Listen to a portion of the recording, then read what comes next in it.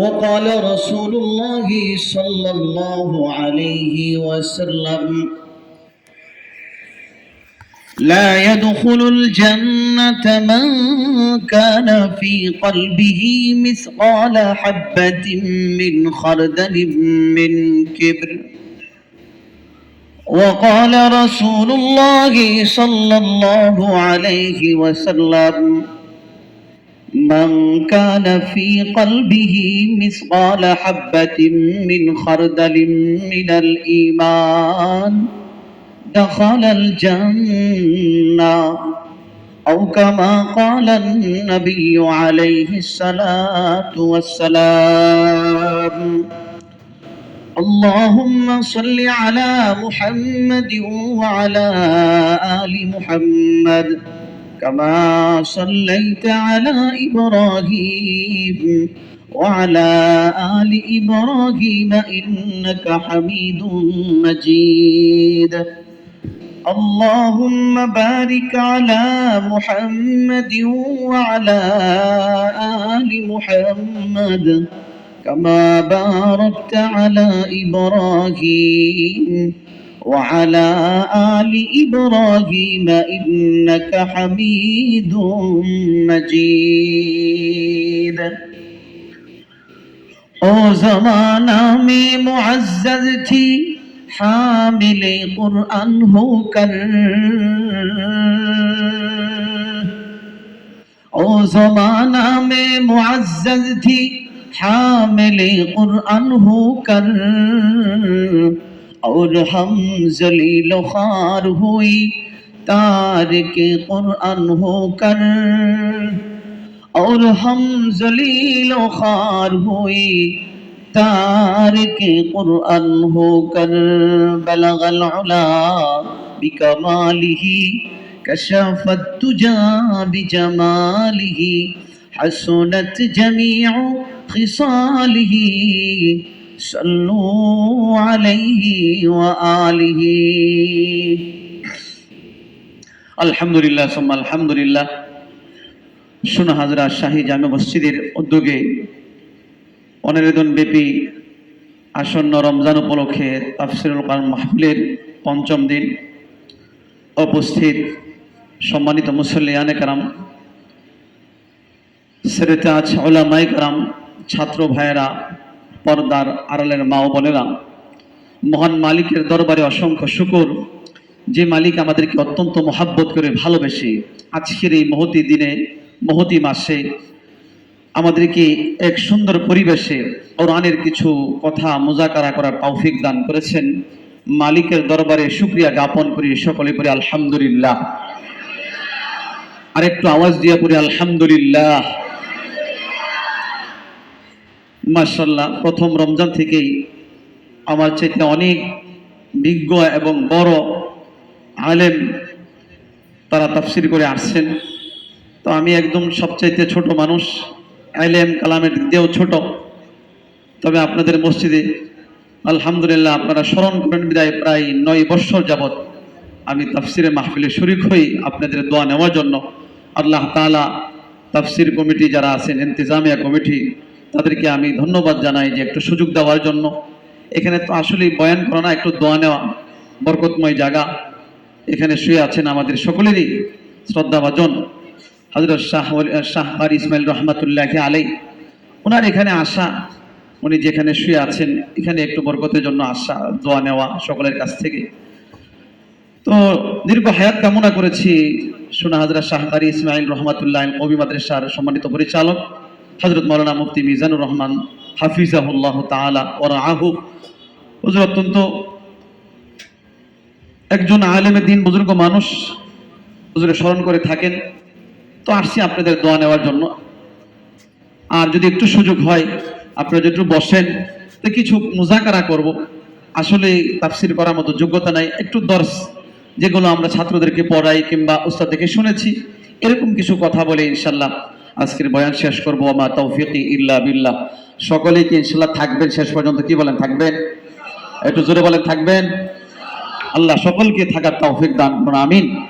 দেখেন, পৃথিবীর মধ্যে সবচেয়ে শ্রেষ্ঠ জায়গা হলো মসজিদ, ঠিক কিনা? এবং শ্রেষ্ঠ মাস হলো রমজানুল মুবারক মাস। তো এই মাসের মধ্যে শ্রেষ্ঠ জায়গায় একটু বসে থাকা চুপচাপ, এটাও কিন্তু বড় একটা ইবাদত। যতক্ষণ থাকবো আশা করা যায় এই সময়টার মধ্যে আমরা গুনাহ থেকে বাঁচতে পারবো। জোরে বলেন ঠিক না? বাহিরের পরিবেশ হলো গুনাহের পরিবেশ। রাস্তায় যাবেন, দোকানে যাবেন, বাড়িতে যাবেন, হয়তো সেখানে গীবত শিকায়াত না হয় এই কথা ওই কথা, জবান কিন্তু চালুই আছে। হয়তো জবান দিয়ে ভালো কথা বের হয় অথবা গুনাহের কথা বের হয়। আর এখানে যতক্ষণ থাকবো আশা করা যায় জবান চুপ থাকবে অথবা সুবহানাল্লাহ পড়বে, আলহামদুলিল্লাহ পড়বে, আল্লাহুম্মা আমিন পড়বে, আর কানগুলো কোরআনের কথাগুলো শুনতে থাকবে। তো প্রত্যেকটা অঙ্গ প্রত্যঙ্গই দ্বীনের কাজে ব্যবহৃত হবে ইনশাআল্লাহ। আল্লাহ আমাদেরকে বুঝার তৌফিক দান করুন, আমিন। আমি সব জায়গায় একটা বয়ান করে থাকি, আমার বিষয়বস্তুর আগে আমি একটা আমলের কথা বলি। যেহেতু রমজান মাস, কিছু ছোট ছোট আমল আছে যে আমলগুলো বান্দা করলে করাটা সহজ, বলাটাও সহজ, সময়ও লাগে না, কিন্তু সওয়াব অনেক বেশি। কারণ আমরা তো চাই যে অল্প সময় বেশি সওয়াব কামাই করা। জোরে বলেন ঠিক কিনা? কারণ আমাদের সময় কম, হায়াতও কম, দুনিয়ার জীবনেও আমরা সময় কম পাই ব্যস্ততার কারণে। তো যে আমলগুলো সময় স্বল্প আবার সহজ, আলাদা কোনো সময় লাগে না, আমার কাজের মাঝখানেই করা যায়, কিন্তু সওয়াব অনেক বেশি, এইগুলো আমাদের জানার দরকার আছে না নাই? ইমাম মুসলিম রহমতুল্লাহি আলাইহি কিতাবুত তাহারাতের শুরু যে হাদিসটা নিয়ে আসছেন, হাদিসটার মধ্যে অনেকগুলো আলোচনা, প্রায় 8টা আলোচনা। আমি শুরু আলোচনাটা বলতেছি। হাদিসটা একেবারে অনেক গুরুত্বপূর্ণ একটা হাদিস, মানুষের জীবনের মধ্যে সবচেয়ে গুরুত্বপূর্ণ তাহারাত অধ্যায়ের মধ্যে নিয়ে আসছেন ইমাম মুসলিম রহমতুল্লাহি আলাইহি।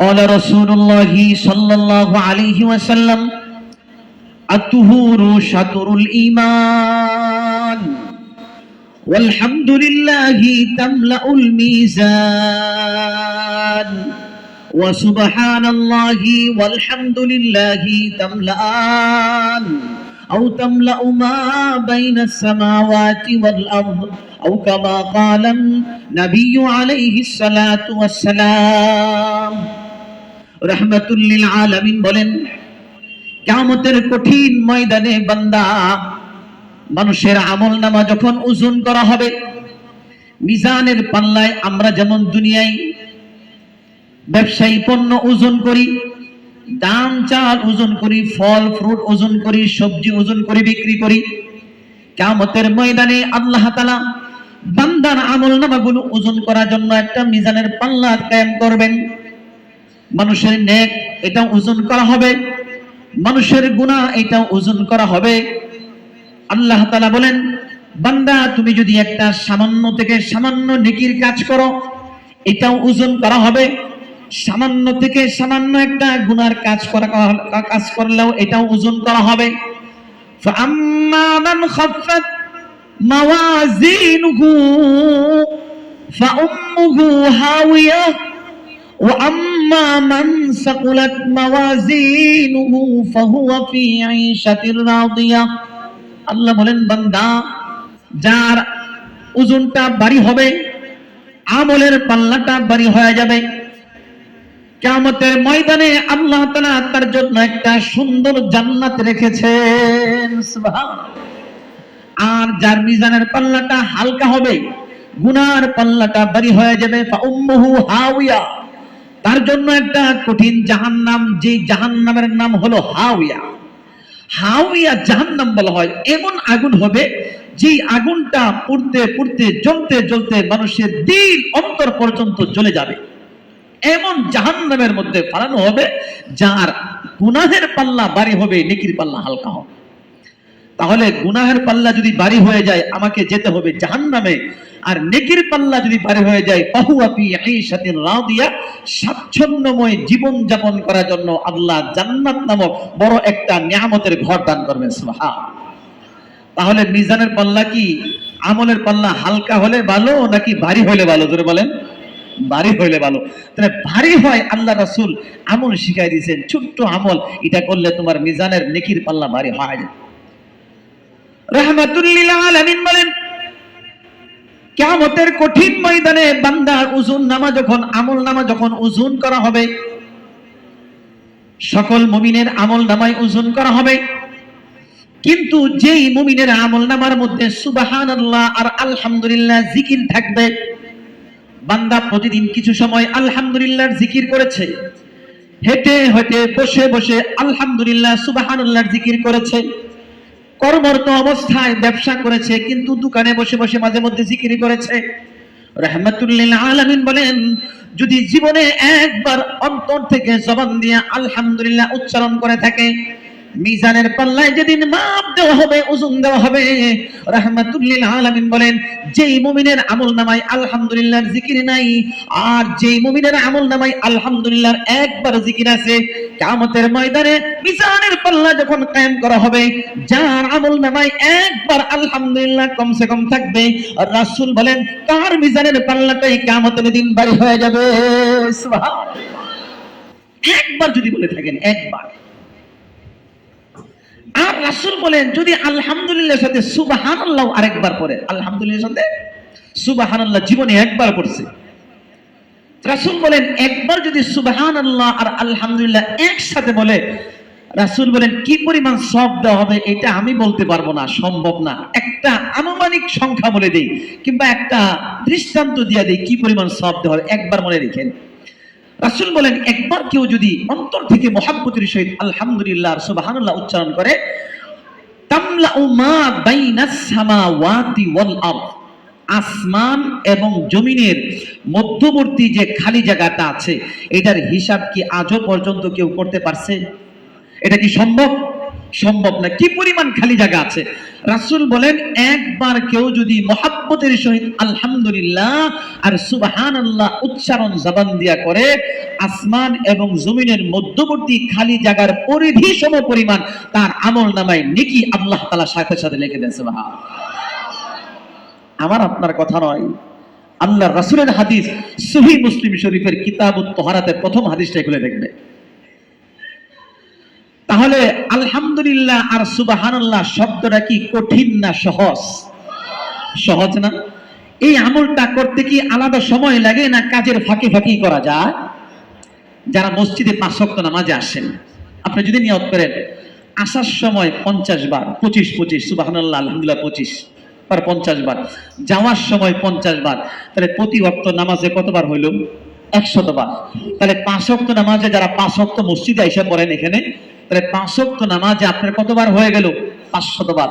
তাহলে একবার বললে রাসূল বলেন তামলাউ মা বাইনাস সামাওয়াতি ওয়াল আরদ, আসমান এবং জমিনের মধ্যবর্তী খালি জায়গা সমপরিমাণ সওয়াব দেওয়া হবে। দৈনিক যদি আপনি 500 বার পড়েন তাহলে মাসে 15,000 বার হয়ে যাবে। তাহলে একবার পড়লে যদি এই সওয়াব দেওয়া হয় তাহলে মাসে 15,000 বার পড়লে আপনাকে কি পরিমাণ সওয়াব দেওয়া হবে? সুবহানাল্লাহ। চিন্তা করা যায়। ইমাম বুখারী রাহমাতুল্লাহি আলাইহি ওনার বুখারী শরীফ শেষ করেছেন এই হাদিস দিয়া। قال رسول الله صلى الله عليه وسلم كلمتان حبيبتان إلى الرحمن ثقيلتان في الميزان خفيفتان على اللسان سبحان الله وبحمده سبحان الله العظيم সুবহানাল্লাহি ওয়া বিহামদিহি সুবহানাল্লাহিল আযীম। সবাই পড়েন সুবহানাল্লাহি ওয়া বিহামদিহি সুবহানাল্লাহিল আযীম সুবহানাল্লাহি ওয়া বিহামদিহি সুবহানাল্লাহিল আযীম। ইমাম বুখারী রাহমাতুল্লাহি আলাইহি কিতাবুল বুখারী শেষ করার সময় আমাদেরকে একটা শিক্ষা দিয়ে গেছেন, একটা সবক আমাদেরকে দিয়ে গেছেন যে দেখো তোমার জীবন শেষ হয়ে যাবে, দুনিয়া কিছুই নিয়ে যাইতে পারবা না। তুমি যা কামাই করেছো, তোমার অট্টালিকা, কোটি কোটি টাকার সম্পদ, এগুলো সব রেখে তোমাকে কবরে যেতে হবে। যদি তোমার জীবনের শেষ আমল আল্লাহ পাকের জিকির সুবহানাল্লাহ আলহামদুলিল্লাহ নিয়ে যদি কবরে যেতে পারো, তুমি এটা জপতে জপতে যদি কবরে যেতে পারো, এই আমল নিয়ে যদি কবরে যেতে পারো, জবানে একেবারে সহজ, যে কোনো শ্রেণীর মানুষই উচ্চারণ করতে পারে, কিয়ামতের ময়দানে মিজানের পাল্লা অনেক ভারী হয়ে যাবে। সুবহানাল্লাহ। ইমাম বুখারী রাহমাতুল্লাহি আলাইহি আমাদের কি বুখারী শরীফ শেষ করার সময় এই সবক আমাদেরকে দিয়ে গেছে। এজন্য মুসলমান ভাইরা, আমাদের হায়াতের জিন্দেগি একেবারে কম। কারো 60 বছর হয়ে গেছে এখানে, কারো 70, কারো বেশি, কারো কম 40, 25, 20, 22। তো হায়াতের জিন্দেগি নাই আমাদের বেশি দিন, যে কোনো সময় মসজিদে এলান হয়ে যাবে অমুক দুনিয়া থেকে চলে গেছেন, তার জানাজা অমুক সময় অনুষ্ঠিত হবে। যা কারো ডাক চলে আসতে পারে। ডাক আসার জন্য বয়স হওয়া জরুরি না। আল্লাহ পাকের ফায়সালা যখন আসবে, সে যুবক হতে পারে, বৃদ্ধ হতে পারে, বার্ধক্য হতে পারে, শিশু হতে পারে, যৌবনকালে পদার্পণ করতে পারে, যে কোনো সময় আল্লাহর দরবারে হাজিরি দেওয়া লাগবে। জোরে বলে ঠিক কিনা? তো যাওয়ার আগে আমার আপনার প্রস্তুতি গ্রহণ করা দরকার আছে না নাই? মুহতারাম হাজিরিন, রমজান মাস আসছে, আমাদের প্রস্তুতি গ্রহণ করার সময়। এখন আল্লাহকে ডাকি, এই জিকিরগুলো নিয়ত করি, মৃত্যু পর্যন্ত প্রতিদিন কমসে কম হলেও 100 বার হলেও সুবহানাল্লাহ আর আলহামদুলিল্লাহ পড়বো। পারবো না ইনশাআল্লাহ? আজকে এই তাফসীর থেকে একটা দৃঢ় প্রতিজ্ঞা নিয়ে যেতে পারি না যে ইনশাআল্লাহ হুজুর বলছেন, হাদিস থেকে শুনছি, আল্লাহ নবীর একটা হাদিস, এই একটা হাদিস উপর কমসে কম আমল করি, জীবনের শেষ দিন পর্যন্ত কমসে কম হলেও 100 বার অথবা 50 বার অথবা 20 বার আলহামদুলিল্লাহ অথবা সুবহানাল্লাহ এই জিকিরটা আমি করব। রাজি আছেন ইনশাআল্লাহ? এখান থেকে একটা নিয়ত করতে পারেন ইনশাআল্লাহ। আপনি ব্যবসা করেন, কাস্টমার না থাকে, একটু বসে বসে, কাস্টমার আসে না, একটু বসে বসে করেন। কৃষি কাজ করেন, হাতে কাজ করে সবজি উঠাইতেছেন, চোখ দিয়া দেখেন, কান দিয়া শোনেন, আকল দিয়া কাজ করেন, তো জবান দিয়াও মাঝে মধ্যে সবজি খেতে বসে বসে একটু সুবহানাল্লাহ পড়ে নেন না। দুনিয়াও কামাই হয়ে গেল, দিন শেষে আপনি 5,000 টাকা লাভ পাইলেন, আবার দিন শেষে আখিরাতে আপনি বিশাল বড় নেকির একটা ভান্ডার জমা হয়ে গেল। ঠিক কিনা? মা বোনরা কত কাজ করে বাড়িতে বসে বসে, হ্যাঁ, সবজি কাটে, এটা করে, স্বামীকে খুশি করলো, হ্যাঁ, শাশুড়িকে খুশি করলো, শ্বশুরকে খুশি করলো, আত্মীয় স্বজনকে খুশি করলো, সবাইকে সুন্দর সুন্দর পাকশাক করে রান্না বাড়ি করে খাওয়াইলো। কিন্তু মাওলাই করিমের মাঝে মধ্যে কাজের ফাঁকে ফাঁকে যদি একটু সুবহানাল্লাহ আর আলহামদুলিল্লাহ পড়ে নিত মা বোনরা, তাহলে তো মহান মালিক আল্লাহ তার উপর খুশি হয়ে যেত। ঠিক কিনা? আল্লাহ আমাদেরকে আজকের এই থেকে এই আমলটা জিন্দেগির শেষ দিন পর্যন্ত করার তৌফিক দান করুন। জোরে বলেন আমিন। আমি আয়াত তেলাওয়াত করেছি, আয়াতের বিষয়বস্তু হলো আল্লাহ তাআলা কাদের জন্য জান্নাত বানাইছেন। জান্নাত কাদের জন্য বানাইছেন? পৃথিবীর মধ্যে যত মানুষ বসবাস করে দুই শ্রেণীতে বিভক্ত। প্রথমত, একটা হলো তাওহীদ ওয়ালা আর একটা হলো তাওহীদ ছাড়া। একদল হলো আল্লাহকে বিশ্বাস করে আর একদল হলো আল্লাহকে বিশ্বাস করে না। একদল হলো নবীকে মানে, একদল হলো নবীকে মানে না। অর্থাৎ একদল হলো মুমিন মুসলমান, আরেক দল হলো কাফের বেঈমান মুশরিক। এই দুই দলে সারা পৃথিবীর মানুষ বিভক্ত। যারা আল্লাহকে এক বলে বিশ্বাস করে না, তাদের কোনো হিসাব কিতাব পরকালে কিছুই নাই, বিনা হিসাবে জাহান্নাম। তাদেরকে আল্লাহ জিজ্ঞাসা করবে না কেন ঈমান আনো নাই, কেন নবীকে মানো নাই, কেন কোরআন পড়ো নাই, কেন কোরআন মানো নাই, এগুলাকে জিজ্ঞাসা করার সুযোগ আর নাই। মৃত্যুর পরে তাদেরকে বিনা হিসাবে জাহান্নামে যেতে হবে, এতে কোনো সন্দেহ নেই। দ্বিতীয় রইল মুসলমান। মুসলমানের হিসাব হবে, কাফের কোনো হিসাব নাই, কারণ বিনা হিসাবে জাহান্নাম, তার আবার হিসাব কি? এত কোনো হিসাবই নেই। হিসাব হবে মুসলমানের, যারা আল্লাহকে বিশ্বাস করেছে, নবীকে মেনেছে, মানার পরে বিশ্বাস করে পরে বাকি হুকুম আহকাম পালন করে না, এই জন্য তার হিসাব কিতাব। যদি মুসলমান আল্লাহকে বিশ্বাস করার পরে সকল হুকুম আহকাম মানত, তাহলে আর কোনো হিসাব কিতাব হইতো না। এই জন্য কিয়ামতের ময়দানে মানুষ 3 শ্রেণী বিভক্ত হবে মুসলমানের মধ্যে। এক শ্রেণী হবে যারা আল্লাহকে বিশ্বাস করেছে, নবীকে বিশ্বাস করেছে, আল্লাহর সকল হুকুম আহকাম মেনেছে, নবীর সকল সুন্নত তরিকায় জীবন যাপন করার চেষ্টা করেছে, কোনো গুনাহ করে নাই, গুনাহ করলে তওবা করে ক্ষমা চেয়ে নিয়েছে। এমন একটা শ্রেণী হবে, আল্লাহ পাক এদেরকে বিনা হিসাবে জান্নাত দান করবেন। সুবহানাল্লাহ। 2, যারা সবকিছুই মানছে কিন্তু মাঝে মধ্যে কিছু গুনাহ করছে, গুনাহ করে আবার তওবা করার সুযোগ পায় নাই, দুনিয়া থেকে চলে গেছে। গুনাহটা বেশি বড় না, হালকা গুনাহ।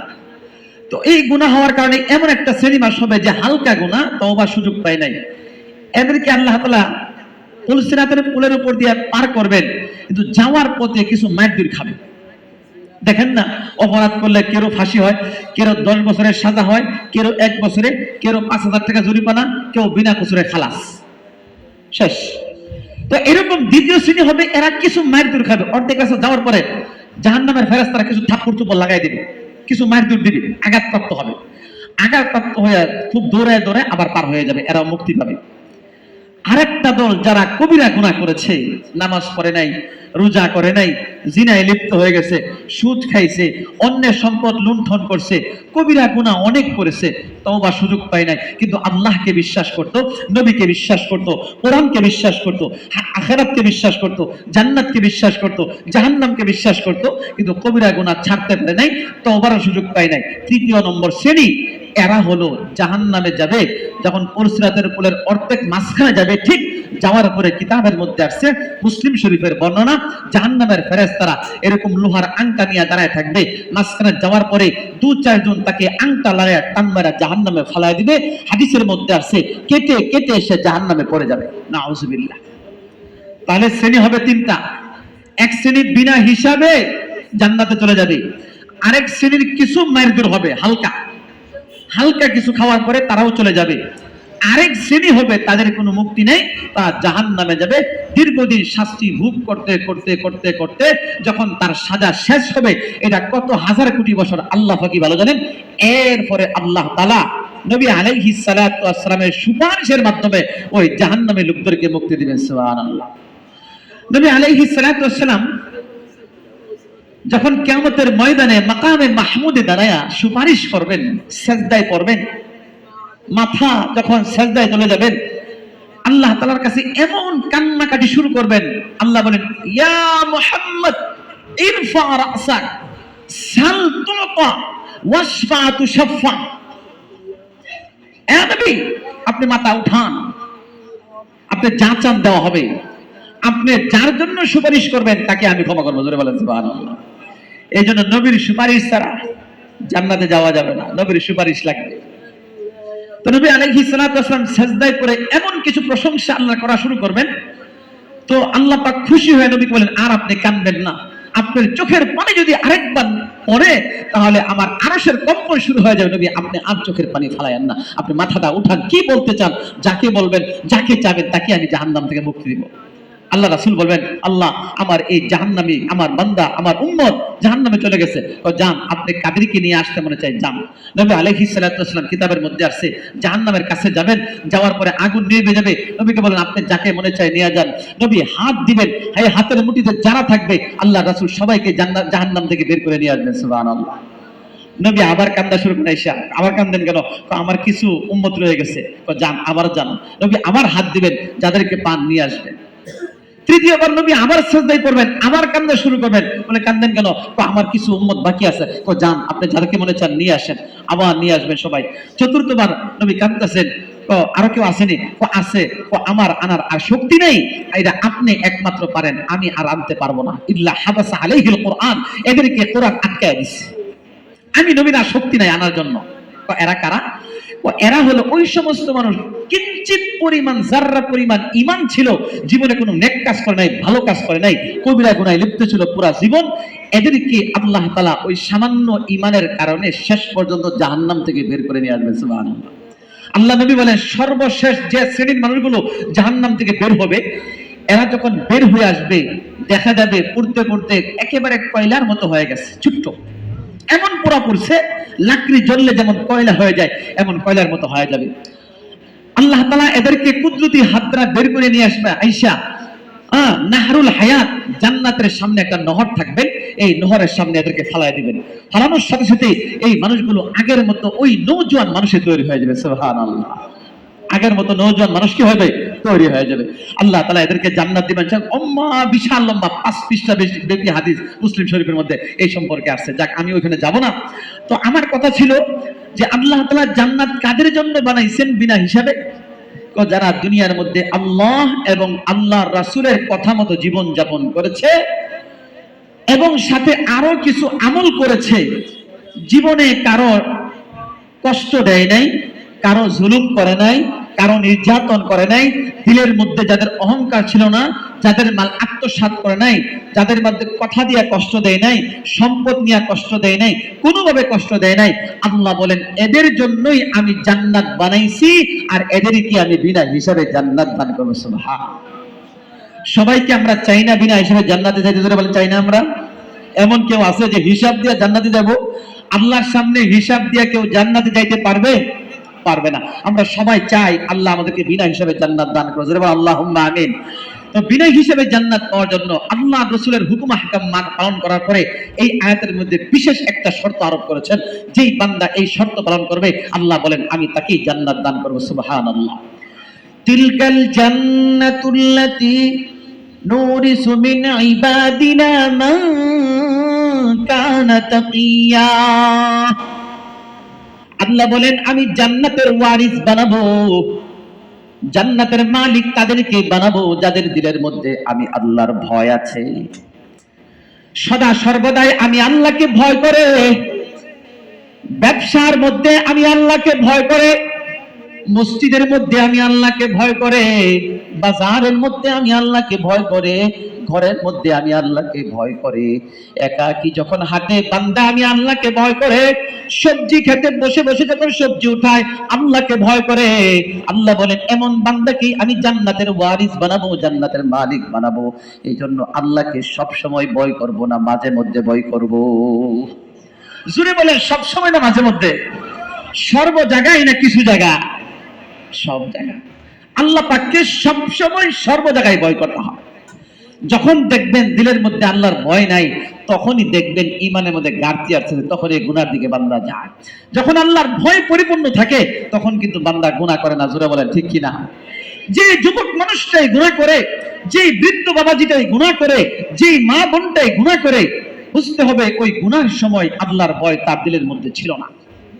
কারণ যেই ব্যক্তির ভিতরে আল্লাহর ভয় আছে, মা বাবার ভয় থাকলে সন্তান যেমন নাফরমানি করে না, যদি জানে কোনো সন্তান আমার বাবা এখানে দাঁড়ানো আছে, এই সন্তান যত বেয়াদব হোক এই বাবার সামনে দাঁড়ায় দাঁড়ায় সিগারেট খাবে না, জোরে বলে ঠিক কিনা।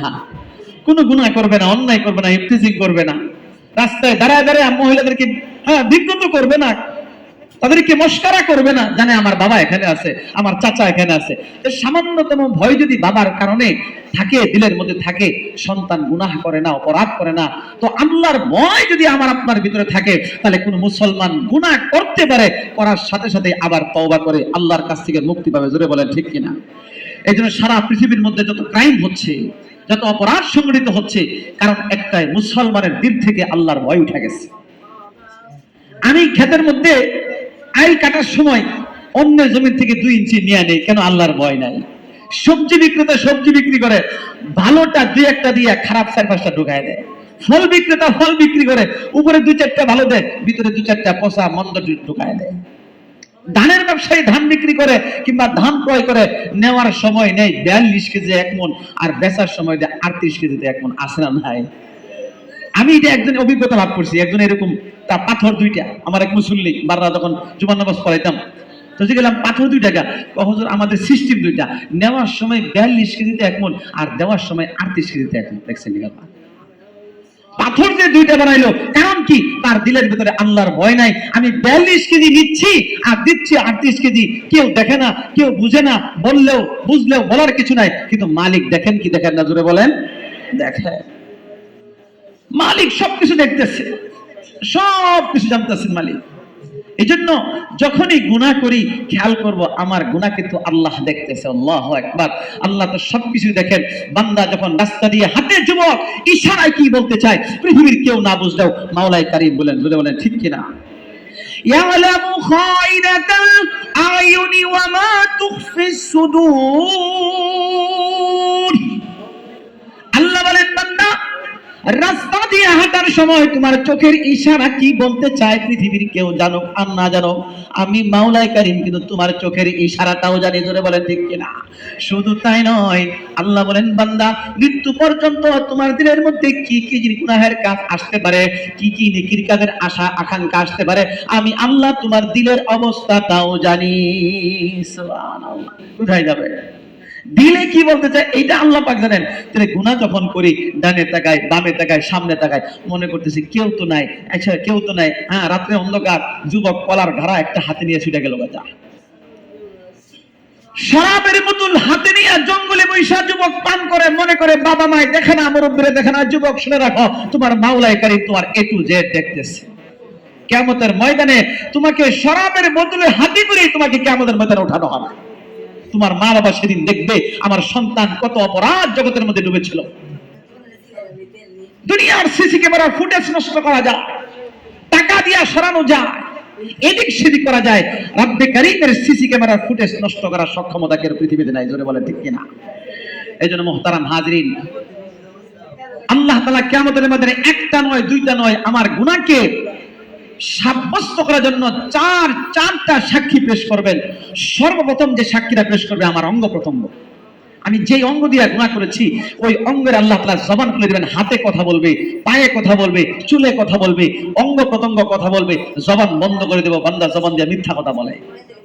এই জন্য কোথায় যাবেন খেয়াল করতে হবে। গুনাহ যে করতেছি কেউ তো দেখে না, মাওলাই কারীম তো দেখতেছে, মাওলাই কারীম দেখতেছেন। এই জন্য বান্দা যখন গুনাহ করে আল্লাহ পিছন দিক থেকে ডাক দেয়, যুবক গুনাহ করিও না, তোমাকে আমি কোত্থেকে বানাইলাম, তুমি কোথায় ছিলা, তোমাকে বড় করলাম, চোখ ছিল না, চোখ দান করেছি, কথা বলতে পারতা না, কথা বলার শিক্ষা দিয়েছি তোমাকে, হাঁটতে পারতা না, হাঁটা শিখাইছি, খাইতে পারতা না, খাওয়া শিখাইছি, তুমি বুঝতে পারতা না, বোঝা শিখাইছি, তোমার সবকিছু আমি করলাম, বান্দা আমাকে তুমি ভুলে গেলাম।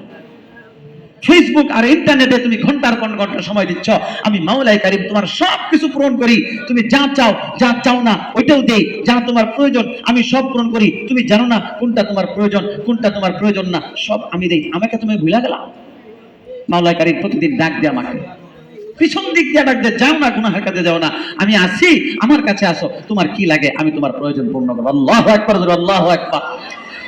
ইয়া আইয়ুহাল ইনসানু মা গাররাকা বিরাব্বিকাল কারীম আল্লাযী খালাকাকা ফাসাওয়াকা ফাআদালা।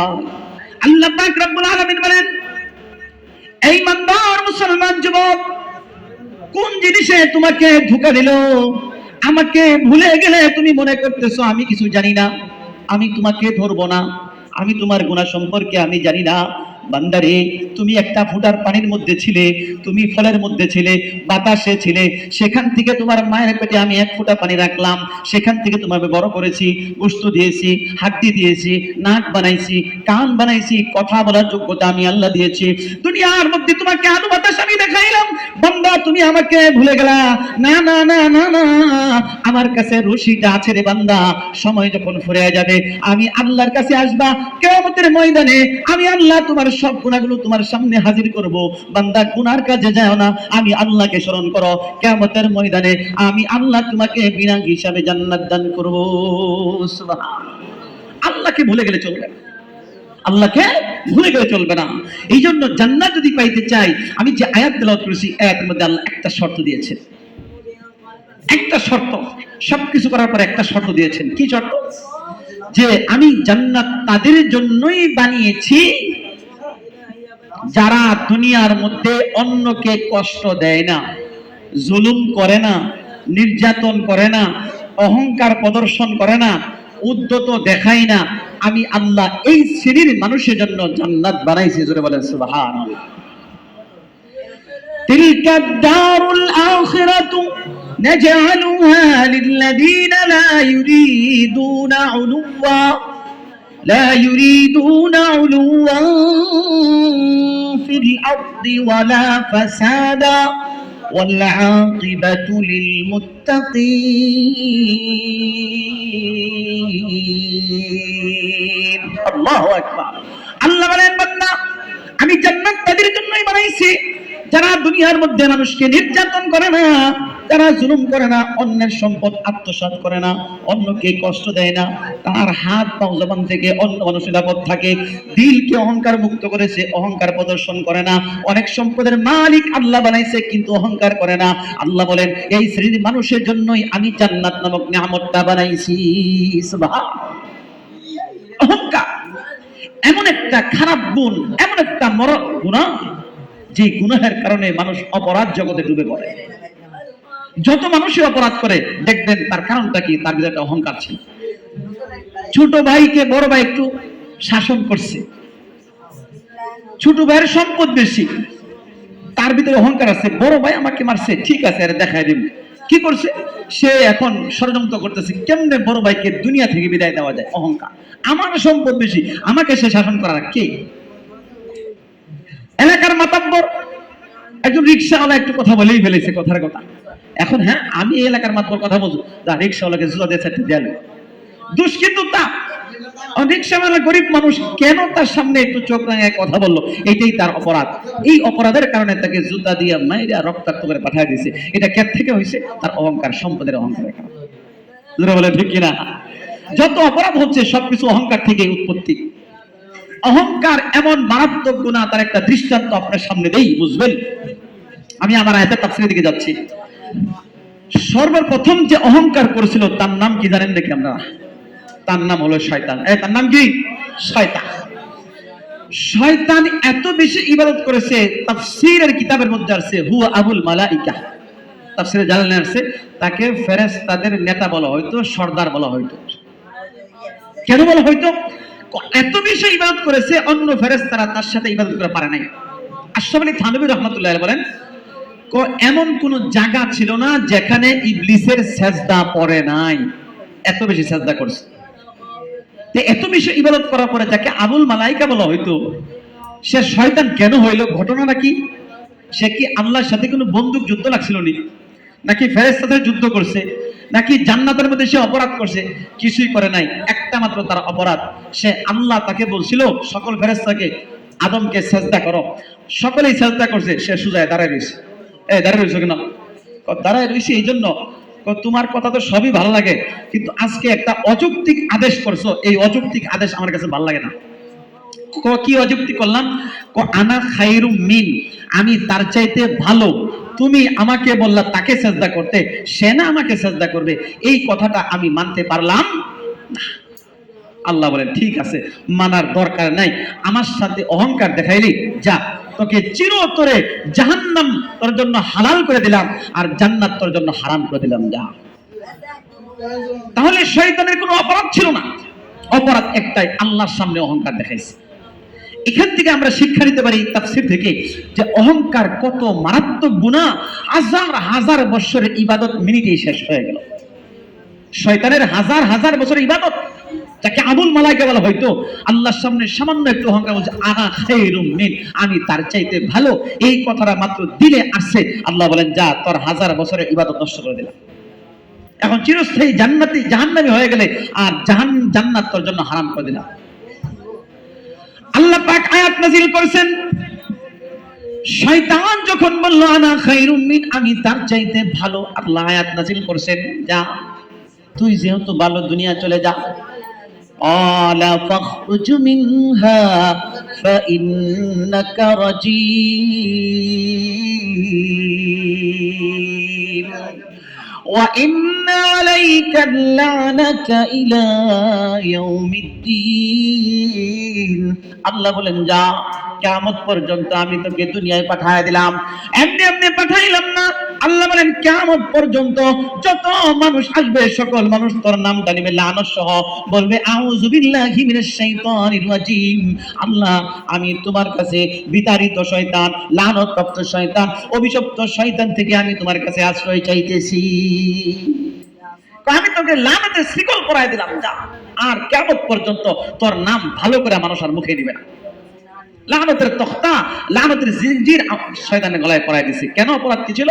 অপরাধ একটুই, যে তার ভিতরে একটু অহংকার ছিল, অহংকার ছিল।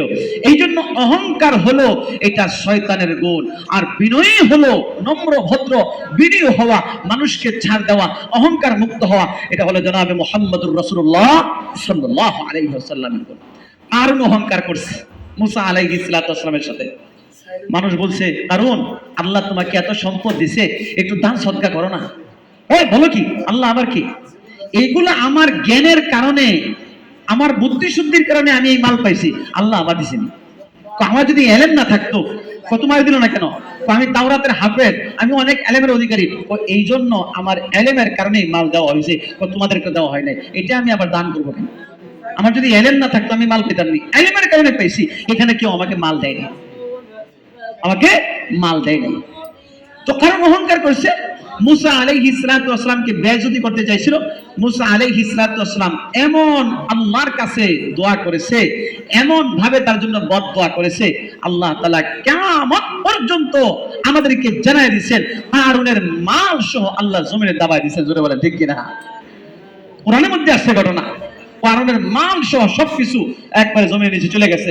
হারুনের মাল কি পরিমাণ ছিল তাফসীরে জালালের মধ্যে আসছে, হারুনের যেই গুদানের মধ্যে মাল রাখতো ওই গুদানগুলোর চাবি বহন করার জন্য 70 জন যুবক, যারা খুব তাগড়া এরকম যুবক লাগতো, 70 জনের একটা জামাত লাগতো শুধু চাবিটা উঠানোর জন্য।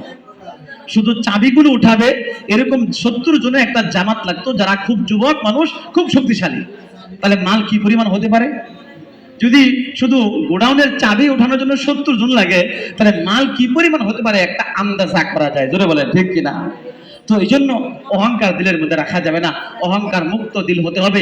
অহংকার যদি আসে তাহলে জুলুম আসবে, অহংকার যদি আসে মানুষকে নির্যাতন করব, অহংকার যদি আসে তাহলে মানুষকে কষ্ট দিব, অহংকার যদি আসে মুখকে আমরা সামলাতে পারবো না, অহংকার যদি আসে তখন যেটা আমার করার উচিত ছিল না সেটাও আমি করে ফেলবো, আমি না হোক কাজ করে ফেলবো। এই জন্য অহংকার মুক্ত দিল করার দরকার আছে না নাই? জোরে বলেন, আরো জোরে দরকার আছে না নাই? জোরে বলেন, অহংকার কার গুণ? এটা অহংকার কার সিফত? শয়তানের সিফত। আর বিনয়ী হওয়া, অহংকার মুক্ত হওয়া, এটা কার গুণ? জনাবে মুহাম্মদুর রাসূলুল্লাহ সাল্লাল্লাহু আলাইহি ওয়াসাল্লামের গুণ। আমরা হলাম রাসূলের উম্মত, আমরা হলাম রাসূলের সেনা, আমাদের দিল হবে অহংকার মুক্ত। জোরে বলেন ঠিক কিনা? আল্লাহর নবী কেমন বিনয়ী ছিলেন একটা ঘটনা আপনাদেরকে শোনাই। হযরত আবু বকর ওমর রাদিয়াল্লাহু তাআলা আনহু সহ নবী আলাইহিস সালাতু ওয়াসসালাম উপর দিকে হাঁটতেছেন। কথাগুলো শুনেন, কাজে লাগবে। হাঁটার সময় উপর থেকে একটু নিচে যেতেছিলেন,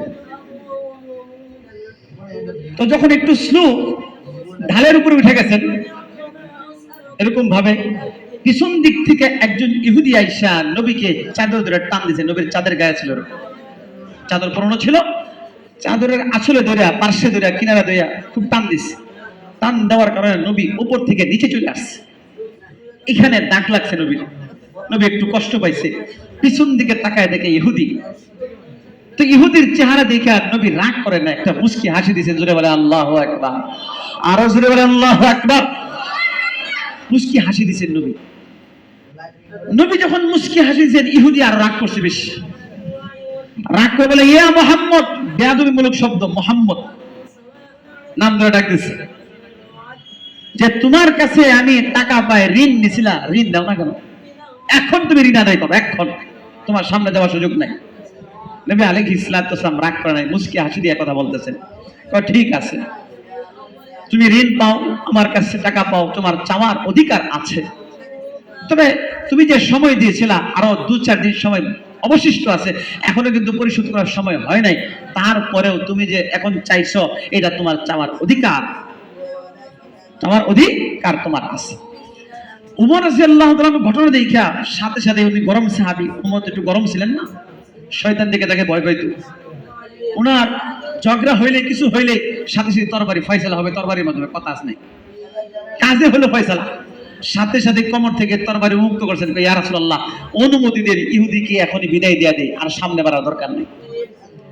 আল্লাহ নবী মুহাম্মদুর রাসূলুল্লাহ সাল্লাল্লাহু আলাইহি ওয়াসাল্লাম ইহুদির তরবারি যখন বের করলেন, বের করে দেখে নবী আলাইহিস সালাম রাগ করছে উমরের দিকে। উমর নবীর পক্ষ নিয়ে বলছেন, নবী আপনাকে কষ্ট দিয়েছেন, ইহুদিকে বিদায় দিয়ে দেই, প্রতিশোধ গ্রহণ করি, তরবারি দিয়ে গর্দান উড়াই দেই। নবী এই কথা বলার পরে রাগ করছে। এটা হলো আমাদের শিক্ষণীয় বিষয়। আর ইহুদি কষ্ট দিয়েছেন, ধমক দিয়েছেন, বেয়াদবিমূলক আচরণ করেছেন, কিন্তু নবী তাকে দেখে মুস্কি হাসি দিয়েছেন। জোরে বলে আল্লাহু আকবার। এটা হলো নবীর শিক্ষা। যে কষ্ট দিয়েছে তাকে উপহার দিয়েছে মুস্কি হাসি, যে পক্ষ নিল বিনিময়ে তার দিয়েছে রাগ, চেহারা গরম করেছেন। গরম করে বলেন, ওমর ঠান্ডা হয়ে গেছে, নবী রাগ করছেন, এখন তার উপায় নাই, নবীর রাগ মানে ধ্বংস। ওমর রাদিয়াল্লাহু তাআলা কান্না শুরু করছেন, ইয়া রাসূলুল্লাহ ভুল হয়ে গেছে, ক্ষমা চাই, মাফ করুন। আল্লাহ নবী বলেন, ওমর তোমার এই আচরণে আমি সন্তুষ্ট না। তুমি তো আচরণ করবা, 2টা শব্দ বলবা, একটা তাকে বলবা, আমাকে বলবা। সে যখন ঋণ আমার কাছে চাইলো, তোমার উচিত ছিল 2টা শব্দ বলা। ওমর বলেন, ইয়া রাসূলুল্লাহ কি শব্দ আমার তো জানা নাই, যদি আপনি বলতেন, আমি তো জানি না, আমাকে ক্ষমা করুন। আল্লাহ নবী বলেন, আমি তোমার থেকে দুইটা শব্দ শুনতে চেয়েছিলাম, তুমি যে আচরণ করেছো আমি সন্তুষ্ট না। তো ওমর কান্না করতেছেন আর বলছেন, ইয়া রাসূলুল্লাহ, আমি জানি না, আমাকে ক্ষমা করুন, দুইটা শব্দ আমাকে শিখায় দেন। আল্লাহ নবী বলেন, ওমর, যে পাওনাদার আসছে ঋণ নেওয়ার জন্য, সে আমাকে কষ্ট দিয়েছে, ঠিক আছে, তাকে তুমি বলবা, এতটুকু বলতে পারো, ভাই তোমার তো চাওয়ার অধিকার আছে, সময়ের আগেও চাইতে পারো, সময় মতো চাইতে পারো, রাস্তাও চাইতে পারো, বাড়িতেও চাইতে পারো, মসজিদে চাইতে পারো, যেখানে মনে চাই সেখানে তুমি চাইতে পারো, তোমার চাওয়ার অধিকার আছে। এটা তুমি একটু সুন্দর মতো চাও, কষ্ট দেওয়া লাগেনি, নবীকে বললেই চলতো, এরকম কষ্ট কেন দিলা? তুমি এইটা তাকে বলবা সুন্দর ভাষায়, সাবলীল ভাষায়, নরম ভাষায়। আর আমাকে বলবা, ইয়া রাসূলুল্লাহ, পাওনা দ্বারা আসছে, পাওনা পরিশোধ করে দেন, পাওনা পরিশোধ করে দেন, অথবা সময় নিয়ে নেন। এরকম সুন্দর শব্দ তাকে একটা বলবা, আমাকে একটা বলবা। আমি এটা শুনতে চেয়েছিলাম, তুমি তরবারি বের করে তার গর্দন উড়াই দিবা, এটা আমি শুনতে চাই নাই, এটা আমার ভালো লাগে না। নবীর শিক্ষা দেখছেন। আর আমাদের দেশে কারো যদি ঋণ দেওয়া হয়, যে ঋণ দিছে সে ভয়ে থাকে, চাইলে না জানি বাড়িঘর ভাঙিয়ে দেওয়া। দোকানে বাকি খাইতে খাইতে 20,000, হঠাৎ করে ভাই টাকা দিতেন, এই না কয় টাকা খাইছি, টাকা পাবে দাও, আর দোকানে আসে না।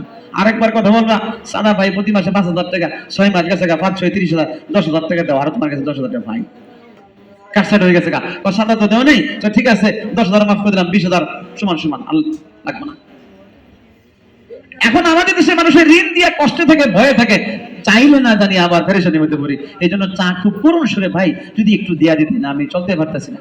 নিজের টাকা চাইতে হয়, অনুনয় বিনিময় করা, আর যার কাছে আসে ধমক দিয়ে বলে, যাও এখন সময় নেই, পরবর্তী পাইলে দিবেন। আর অনেক মানুষ তো ঋণ এইভাবে নেয়, নেওয়ার সময় মনে করে এখন তার কাছে আছে টাকা, তার যখন আমাকে দেয়া দিবে, এটার টাকা আমার, না দিলে আবার পাই কোথেকে আসে। নিয়তি করে নেয় যে এই টাকা আমি আর আদায় করবো না, এটা নিয়ত করে ঋণ নিয়ে 2 লাখ, 5 লাখ, 10 লাখ ব্যাংক থেকে লোন ঋণ করে, এই নিয়ত করে যে লোন পাইলে দিব, না দিলে কিছুদিন পরে যদি সমস্যা হয় বাড়ি একটা জ্বালাই দিব। ঘরের মধ্যে সবকিছু মালটাল ভারী করে, কিছু পুরাতন কম্বল রেখা ঘর জ্বালাই দেখো সব শেষ হয়ে গেছে গা, বাস সব দেউলিয়া ঘোষণা করে তার ঋণ মাফ করে নিচ্ছে। ঋণ মওকুফ করেছেন, না না, নবীর শিক্ষা এটা নয়। আমরা নবীর উম্মত, নবীর আদর্শ আমাদের জীবনে ফলো করতে হবে, জোরে বলে ঠিক কিনা? মুসলমান যতদিন পর্যন্ত নবীর আদর্শ গ্রহণ করবে, ততদিন পর্যন্ত মুসলমান সব জায়গায় জয়ী হবে, বিজয় লাভ করবে। আর যেদিন থেকে মুসলমান নবীর আদর্শ ছেড়ে দিবে, যেই সমাজে, যেই জায়গায়, যেই অঞ্চলে, যেই রাষ্ট্রে, ওই দিন থেকে মুসলমানের উপর লানত আসবে, মুসলমান পরাজিত হতে থাকবে, মার খেতে থাকবে, জোরে বলে ঠিক কিনা? মুসলমানের তাকবীরের ধ্বনি, মুসলমানের জবানের আওয়াজ, এটা তো এমন দামি জিনিস, মুখ দিয়ে যখন বের হয়ে যাবে আল্লাহ পাকের আরশ পর্যন্ত চলে যাবে। আল্লাহ বলেন, ঈমানদারের কালিমা যখন আমার কাছে আসে, এটা আহাজারি আমি আর ফিরিয়ে দেই না, জোরে বলেন ঠিক কিনা? এই জন্য আল্লাহ নবীর শিক্ষা, পাওনাদারকে পাওনা পরিশোধ করা, তার সাথে রাগ করিও না, নম্র ভাষায় কথা বলো। যদি সময় না হয়, যদি দিতে না পারো, তাকে সুন্দর অনুনবীর করবে, ভাই আমাকে আর 5টা দিন সময় দেন, কিংবা সময় হয়ে গেছে দিতে পারে না, আগে গিয়ে তার বাড়িতে বলে আসো, ভাই আমি পারছি না, আমাকে শরম দেন না, আর 5টা দিন সময় দেন। এটা হলো নবীর আদর্শ, এটা হলো নবীর আদর্শ। এটা করলে আপনি বেইজ্জতি হবেন না, বরং আল্লাহ পাক ইজ্জত বাড়ায় দিবেন। ইজ্জত বাড়ানোর মালিক কে? জোরে বলেন কে? আল্লাহ। সুন্নাত পালন করলে ইজ্জত বাড়বে, কমবে না। নবীর আদর্শ গ্রহণ করলে ইজ্জত বাড়বে, কমবে না, জোরে বলেন ঠিক কিনা? হযরত ওমর কে বলেন, আল্লাহ রাসূল, ওমর আমার কাছে টাকা নাই, লোকটা আসছে দূর থেকে, টাকাটা আমার পক্ষ থেকে আদায় করে দাও, আমার পকেটে টাকা নাই। ওমর বলেন, ঠিক আছে ইয়া রাসূলুল্লাহ, কত টাকা? এত টাকা। ওমর রাদিয়াল্লাহু তাআলা প্যাকেট খুললেন, তার থলি খুললেন, ব্যাগ খুললেন, খুলে গুনছেন যে হ্যাঁ আল্লাহ রাসূল, টাকা আমার কাছে আছে, আছে, আমি পরিশোধ করতেছি। কত টাকা? এত টাকা। যখন গুনে গুনে নিয়ে গেছে, আল্লাহ রাসূল বলেন, তাকে একটু বেশি দিয়া দাও। ওমর জিজ্ঞাসা করে, রাসূলুল্লাহ বেশি কেন দিব? বেশি এই জন্য এটা দিবা, এটা হ্যাঁ তোমার সুদ নয়, বরং সে যে আসছে ভাড়া খরচ করে, তার যাতায়াত ভাড়াটা দিয়ে দাও। এবং সে আমাদের কাছে আসলো মেহমান, রাস্তাঘাটে আপ্যায়ন করতে পারে না, তাকে আপ্যায়নের জন্য কিছু টাকা দিয়ে দাও, সে যাতে নিজেই খেয়ে নেই কোনো কিছু। আল্লাহ রাসূল আদর্শ দেখছেন, তার ভাড়া দিয়ে দাও, দরকার ছিল তার বাড়িতে গিয়ে দিয়ে আসবো, সে যে আসছে একটা খরচ হয়েছে, এই খরচটা দিয়ে দাও। তার আপ্যায়ন, আমাদের কিছুই নেই খাওয়ানোর মতো, তো তাকে আপ্যায়নের জন্য কিছু দিয়ে দাও। হযরত ওমর রাদিয়াল্লাহু তাআলা আনহু নিজের ব্যাংক থেকে যখন অর্থ সম্পদ বের করলেন দেওয়ার জন্য ইহুদিকে, গণনা করতেছেন কত টাকা পাবে, কি পরিমাণ সম্পদ পাবে। ওমর গণনা করে যখন ইহুদির কাছে গেলেন, যাওয়ার পরে বললেন, ভাই এই যে নবীর পক্ষ থেকে আমি ঋণটা পরিশোধ করে দিলাম, তোমার এই যে সম্পদ নিয়ে নাও, টাকা নিয়ে নাও। এখন ইহুদি তো আর টাকা হাতে লয় না, নবীর পাশে দাঁড়ায় কান্দে আর চোখের পানি ফেলে বলে, ওগো আল্লাহর নবী, আমি আর ঋণের টাকা গ্রহণ করতে চাই না, আমি আপনাকে ঋণ মাফ করে দিলাম, আমি আপনার কাছে থাকতে চাই, আমাকে কালিমা পড়ে মুসলমান বানায় দেন, আমি কালিমা পড়ে মুসলমান হতে চাই, সারা জীবন আমি আপনার দরবারে থাকতে চাই, আমি আমার বাড়িতে আর ফিরে যাব না, বিবি সাহেবের কাছে ফিরে যাব না, সন্তানের কাছে ফিরে যাব না, এলাকায় ফিরে যাব না। নবী গো, আমি আর ঋণ আপনার কাছ থেকে নিব না। আপনি এত আখলাক বলা নবী, এটা আমার জানা ছিল না। আমাদেরকে জানাইছে আপনি নাকি একজন জাদুকর, জোরে বলেন নাউজুবিল্লাহ। আপনি নাকি একজন সন্ত্রাস, আমাদেরকে জানাইছে, জোরে বলেন নাউজুবিল্লাহ।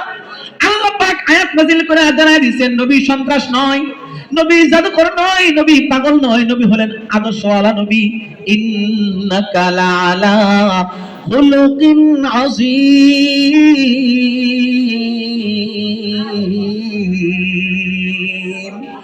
আল্লাহ পাক রব্বুল আলামিন বলেন, নবী আমি আপনাকে খুলুকে হাসানের মালিক বানাই নাই, খুলুকে কারীমের মালিক বানাই নাই, আমি আপনাকে খুলুকে আজিমের মালিক বানাইছি। খুলুকে আজিম কাকে বলা হয়? কষ্ট দেওয়ার পরে মুস্কি হাসি উপহার দেওয়া, আঘাতপ্রাপ্ত হওয়ার পরেও ক্ষমা করে দেওয়া, এটা হলো খুলুকে আজিম। ইহুদি কষ্ট দিয়েছে, নবী তার বিনিময়ে মুস্কি হাসি দিয়েছে, আল্লাহ তাআলা নবীকে খুলুকে আজিমের মালিক বানাইছে। সুবহানাল্লাহ। আল্লাহ নবী মুহাম্মদুর রাসূলুল্লাহ সাল্লাল্লাহু আলাইহি ওয়াসাল্লাম সাথে সাথে ইহুদিকে কালিমা পড়ে মুসলমান বানায় দেয়। আল্লাহ নবী মুহাম্মদুর রাসূলুল্লাহ সাল্লাল্লাহু আলাইহি ওয়াসাল্লাম মুসলমান বানানোর পরে ওমরকে ডাক দিয়ে বলেন, ওমর রে, দেখছো নি আমার একটা মুস্কি হাসি দেওয়ার কারণে কি ঘটলো?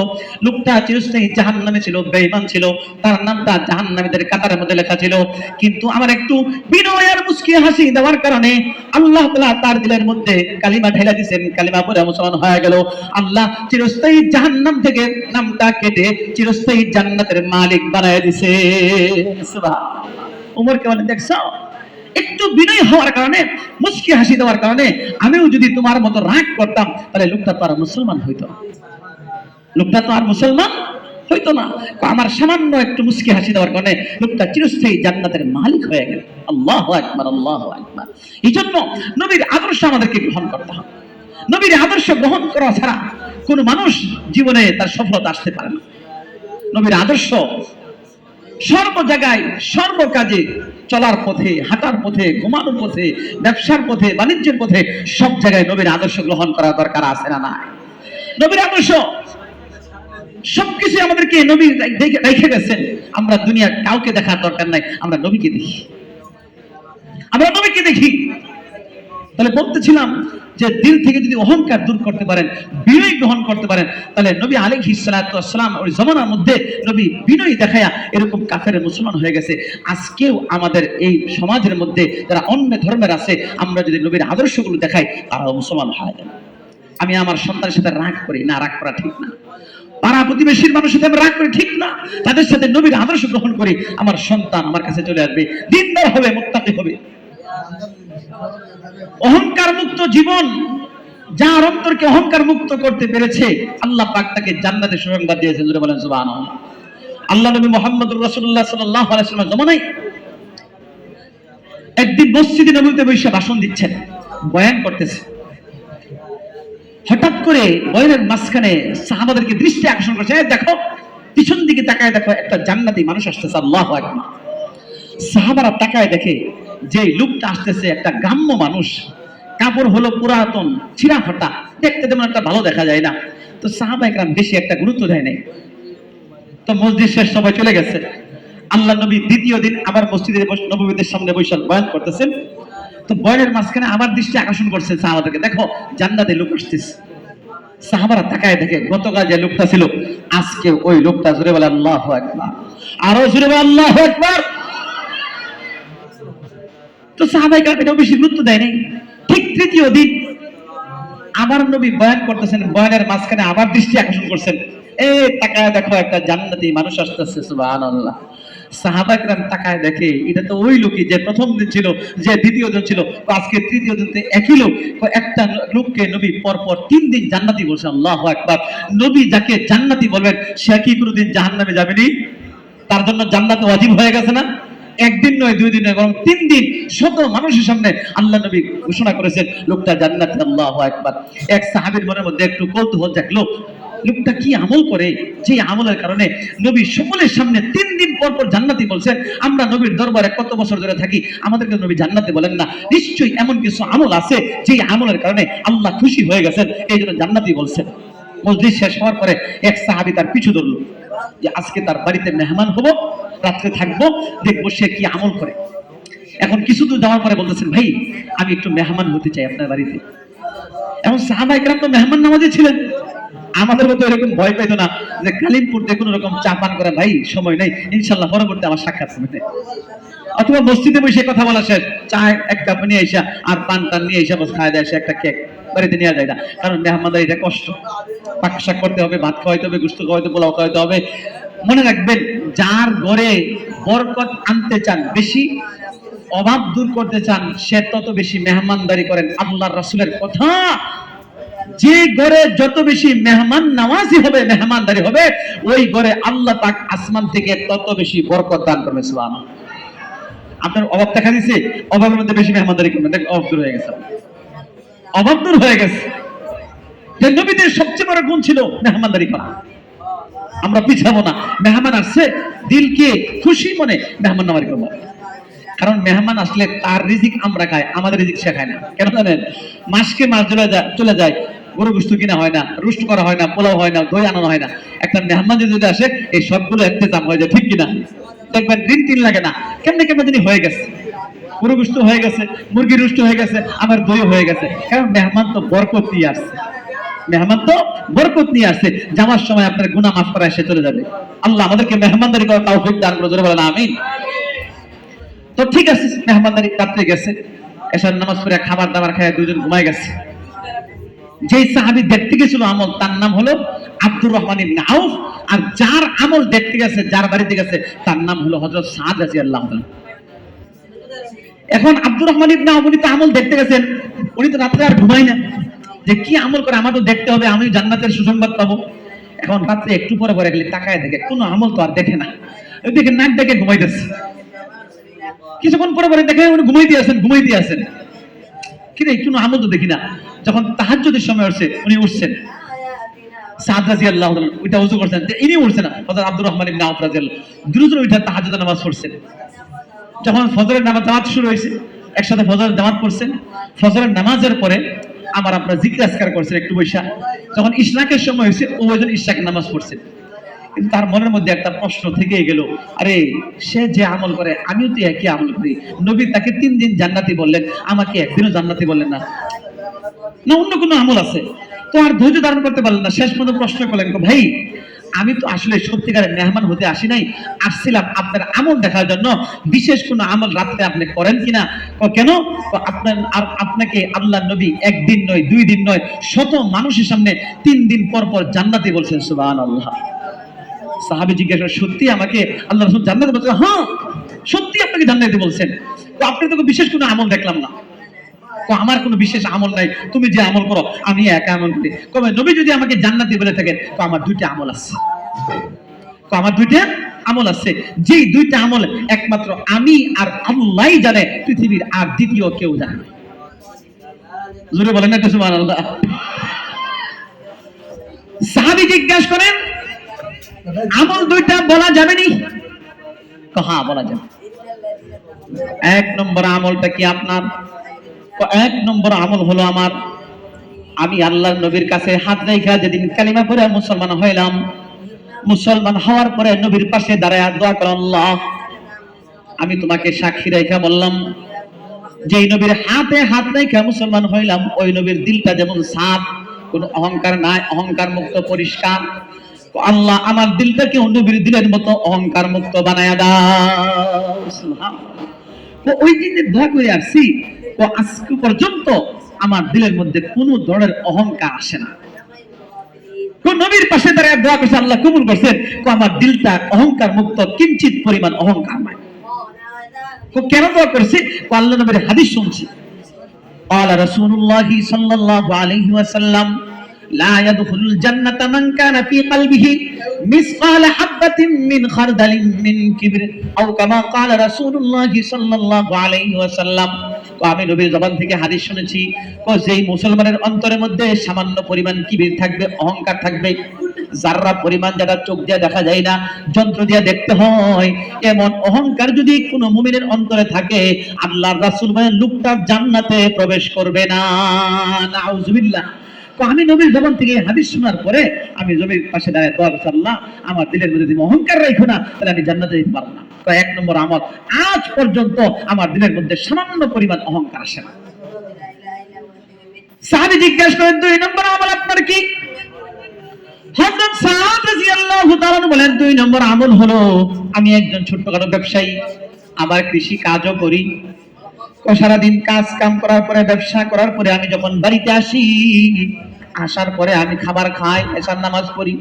এশার নামাজ পড়ে আমি ঘুমাইতে যাওয়ার আগে মুসল্লায় 2 রাকাত নামাজ পড়ে একটু বসি, বসে একটু মুরাকাবা করি, ধ্যান করি, আর আল্লাহর কাছে একটু কান্দি, দোয়া করি, আল্লাহ তোমাকে সাক্ষী রেখে বললাম, সারাদিন যত মানুষগুলো আমাকে কষ্ট দিয়েছে, আমার হক নষ্ট করেছে, আমার গীবত করেছে, আমার শিকায়াত করেছে, আমাকে কষ্ট দিয়েছে, আল্লাহ আমার হক নষ্ট করেছে, ইচ্ছায় অনিচ্ছায়, জেনে না জেনে, বুঝে না বুঝে, প্রকাশ্যে বাতিনে, আল্লাহ যত মানুষগুলো আমাকে কষ্ট দিয়েছে, ও আদা করলাম, আল্লাহ তোমাকে সাক্ষী রাখলাম, দিন থেকে সকল মানুষগুলোকে আমি আল্লাহ ক্ষমা করে দিলাম। সুবহানাল্লাহ।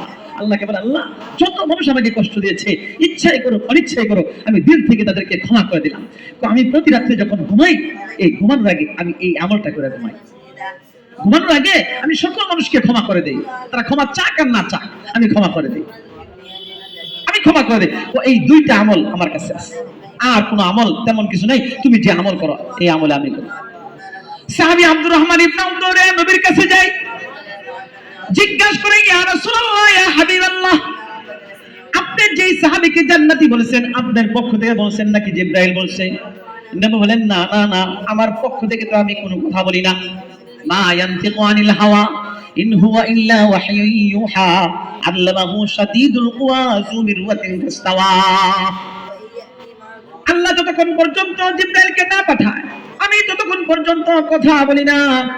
ওই লোকটা যখন আমার দরবারে আসতেছিল, তোমরা যখন বয়ান শুনতেছিলা, জিবরাইল আমার কানে কানে আয়েশা বলে, ওগো আল্লাহর নবী, আল্লাহ ঘোষণা করতে বলেছেন আপনার এই সাহাবীটা জান্নাতি হয়ে গেছে। সুবহানাল্লাহ। আমি জিজ্ঞাসা করলাম, কি আমলের কারণে আল্লাহ জান্নাতি বললেন? জিবরাইল আমাকে কানে কানে বললেন, এই তার 2টা আমল, দিলের মধ্যে তার কোনো অহংকার নাই, আর প্রতিদিন রাত্রে যখন ঘুমায় সে মানুষকে ক্ষমা করে ঘুমায়, মানুষকে সে ক্ষমা করে দেয়।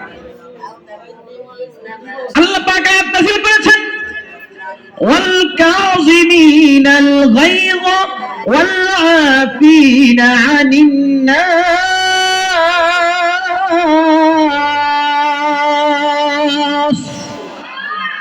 আল্লাহ পাক রব্বুল আলামিন বলেন, যারা দুনিয়ার মধ্যে নিজের রাগকে দমন করতে পারে, গুসাকে দমন করতে পারে, যারা অন্যের অপরাধকে ক্ষমা করতে পারে, কর্মচারী ভুল করেছে, তোমার কাছে ক্ষমা চেয়েছে, ক্ষমা করে দাও। স্ত্রী ভুল করেছে, তোমার কাছে ক্ষমা চেয়েছে, ক্ষমা করে দাও। সন্তান ভুল করেছে, ক্ষমা চেয়েছে, ক্ষমা করে দাও। আল্লাহ বলেন, যে ক্ষমার গুণ অর্জন করতে পারে, ক্ষমা হলো আমার গুণ। কোন বান্দা যদি মানুষকে ক্ষমা করতে জানে, ক্ষমা করতে শিখে, হাজারো ভুল করেছে, কর্মচারী ক্ষমা করে দিয়েছে, আল্লাহ বলেন প্রথম পুরস্কার হলো আমি আল্লাহ তার জীবনের সব গুনাহ ক্ষমা করে দেই। সুবহানাল্লাহ। যে মানুষটা অন্য মানুষকে ক্ষমা করতে জানে, আমি আল্লাহ তার জীবনের সব গুনাহ ক্ষমা করে দিই। সুবহানাল্লাহ। যে মানুষটা নিজের রাগকে দমন করতে পারে, রাগ এমন একটা মারাত্মক খারাপ জিনিস যেটা শয়তানের পক্ষ থেকে আসে। আমরা তো রাগ এমন আসে যে রাগ কোথায় খাটাবো, এটা যে আমরা বাড়িতে বিবি সাহেবের সামনে খাটাই, বিবি সাহেবের লোকে খাটাই, মায়ের দূর করা নিষেধ, বেশি মায়ের দূর করা যায় না, অনেক সময় তো মারামারি হয়ে যায়। এখন আবার ভয় পা, বিবি সাহেবকে মারলে না জানি আবার নারী নির্যাতন কেস হয়ে যায়, মায়ের দূরে না, কি মার দেয়। এখন রাগ বেশি আসলে দেখা যায় চোখের মধ্যে ঝগড়া লাগছে আরেকজনের সাথে, রাগ খুব বেশি, বাড়িতে যাওয়ার পরে দেখা গেছে তরকারির মধ্যে একটু লবণ কম হয়েছে, 2-1টা ঝগড়া লেগে 1, 2, 3, 4, 14 গোষ্ঠী সহ দিয়ে দিলাম, যাও বুঝছেন তো? 1 2 3 14 গোষ্ঠী সহ, মানে তালাক দিয়া দিলাম। তালাক দিয়া হেরে শুনো হাজরা আমাদের সাইসা, হুজুর কোনো কিছু করা যায় কিনা, সিস্টেম আসেনি, কোনো মিলাদ টিলাদ ভরাই দেওয়া যায় কিনা? 3টা দেওয়ার পরে কি মিলাদ ভরানো জানি? গর্দান যদি কেটে ফেলেন, এই মানুষ আর জীবিত থাকে না। হাত কাটলে মানুষ জীবিত থাকে, পা কাটলে জীবিত থাকলে, কান কাটলে থাকে, একটা অঙ্গ নষ্ট হয়ে গেছে জীবিত থাকে, কিন্তু গর্দান যদি বডি থেকে আলাদা হয়ে যায় মানুষ আর জীবিত থাকে না। 3 তালাক যখন দিয়া দিচ্ছেন, রাগের মাথায় দেন, হাসি মজাক করে দেন, যেভাবেই দেন সেভাবেই হয়ে যাবে গা। 3 হয়ে গেছে, এটা গর্দান কেটে গেছে, এই বিবির সাথে আর ঘর সংসারে কোনো সুযোগ নাই। এই জন্য যুবক ভাইরা সাবধান, বিবাহ করবা অথবা করেছ, রাগের মাথায় 3টা দিয়া দিও না। যদি দিতেই হয়, একান্তই কথা মানতেছে না, সবকিছু করার পরে বুঝাইছো, এটা করছো, মুরব্বীরা বুঝাইছে মানে না, তুমি 1 তালাক দিয়ে রাখো। 1টা তালাক দিয়ে তার বাবার বাড়িতে পাঠিয়ে দাও, কারণ 1টা দেওয়ার পরে আবার আনার সুযোগ আছে, 2টা দেওয়ার পরেও আনার সুযোগ আছে, 3টা দেওয়ার পরে আর কোনো কিনে আনার সুযোগ নাই। এখন তুমি যতই ছলছাতুরি করো, যাই কিছু করো, কিন্তু এটা তোমার জন্য কোনোভাবে বৈধ হবে না। কাজী সাহেবকে 2,000 টাকা দিয়া বলো, রাগের মাথায় দিয়েছিলাম, মাথায় হুঁশ ছিল না, লিখা একটা বনসই দিয়া তুমি আবার বিবি সাহেবকে নিয়ে আসলা। কাজী সাহেব কি হালাল আর হারামকে বৈধ দেওয়ার মালিক নেই?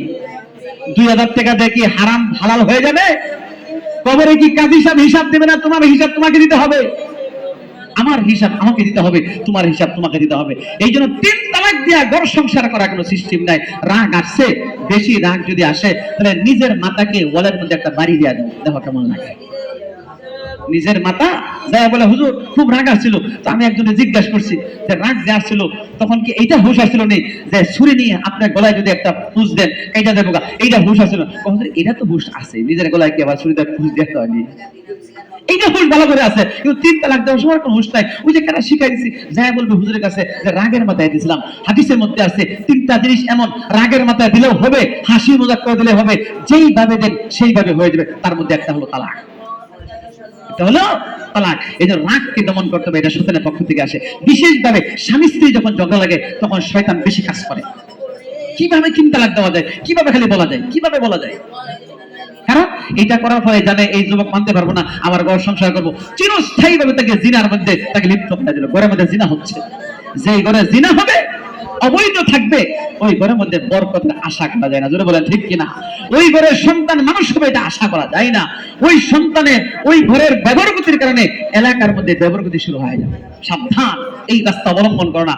রাগ আসছে, রাগ দমন করার অনেক সিস্টেম আছে। তুমি ঘর থেকে বের হয়ে যাও, পানি পান করো, আল্লাহর কাছে আশ্রয় চাও, আউযুবিল্লাহি মিনাশ শাইতানির রাজিম, রাগ তোমার থেমে যাবে। 3 তালাক দিয়া রাগ থামানোর কোনো দরকার নেই।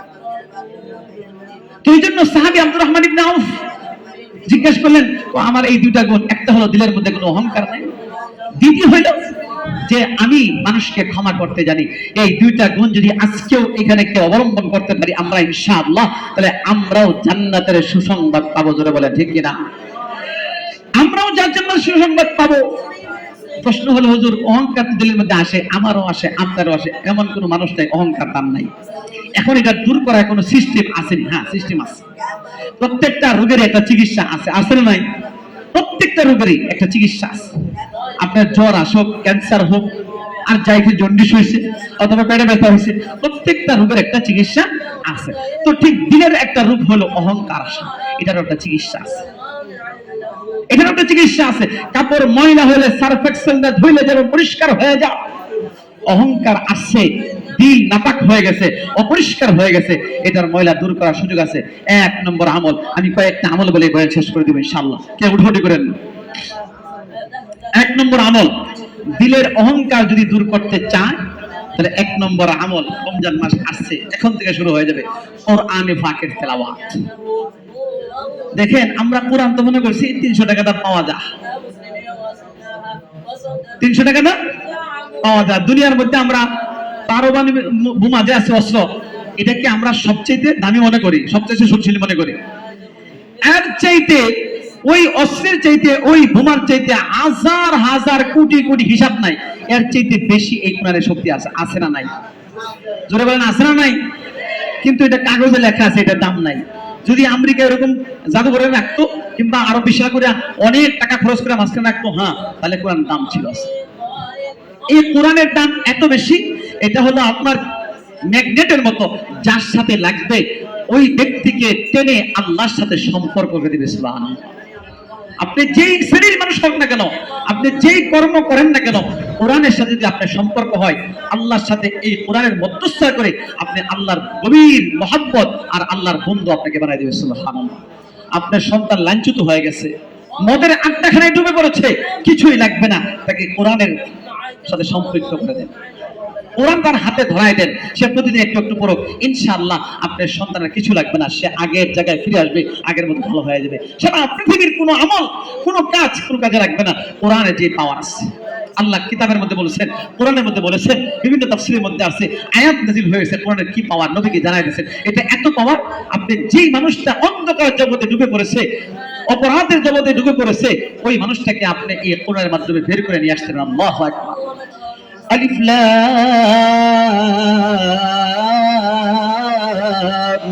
را كتاب أنزلناه إليك لتخرج الناس من الظلمات إلى النور بإذن ربهم إلى صراط العزيز الحميد।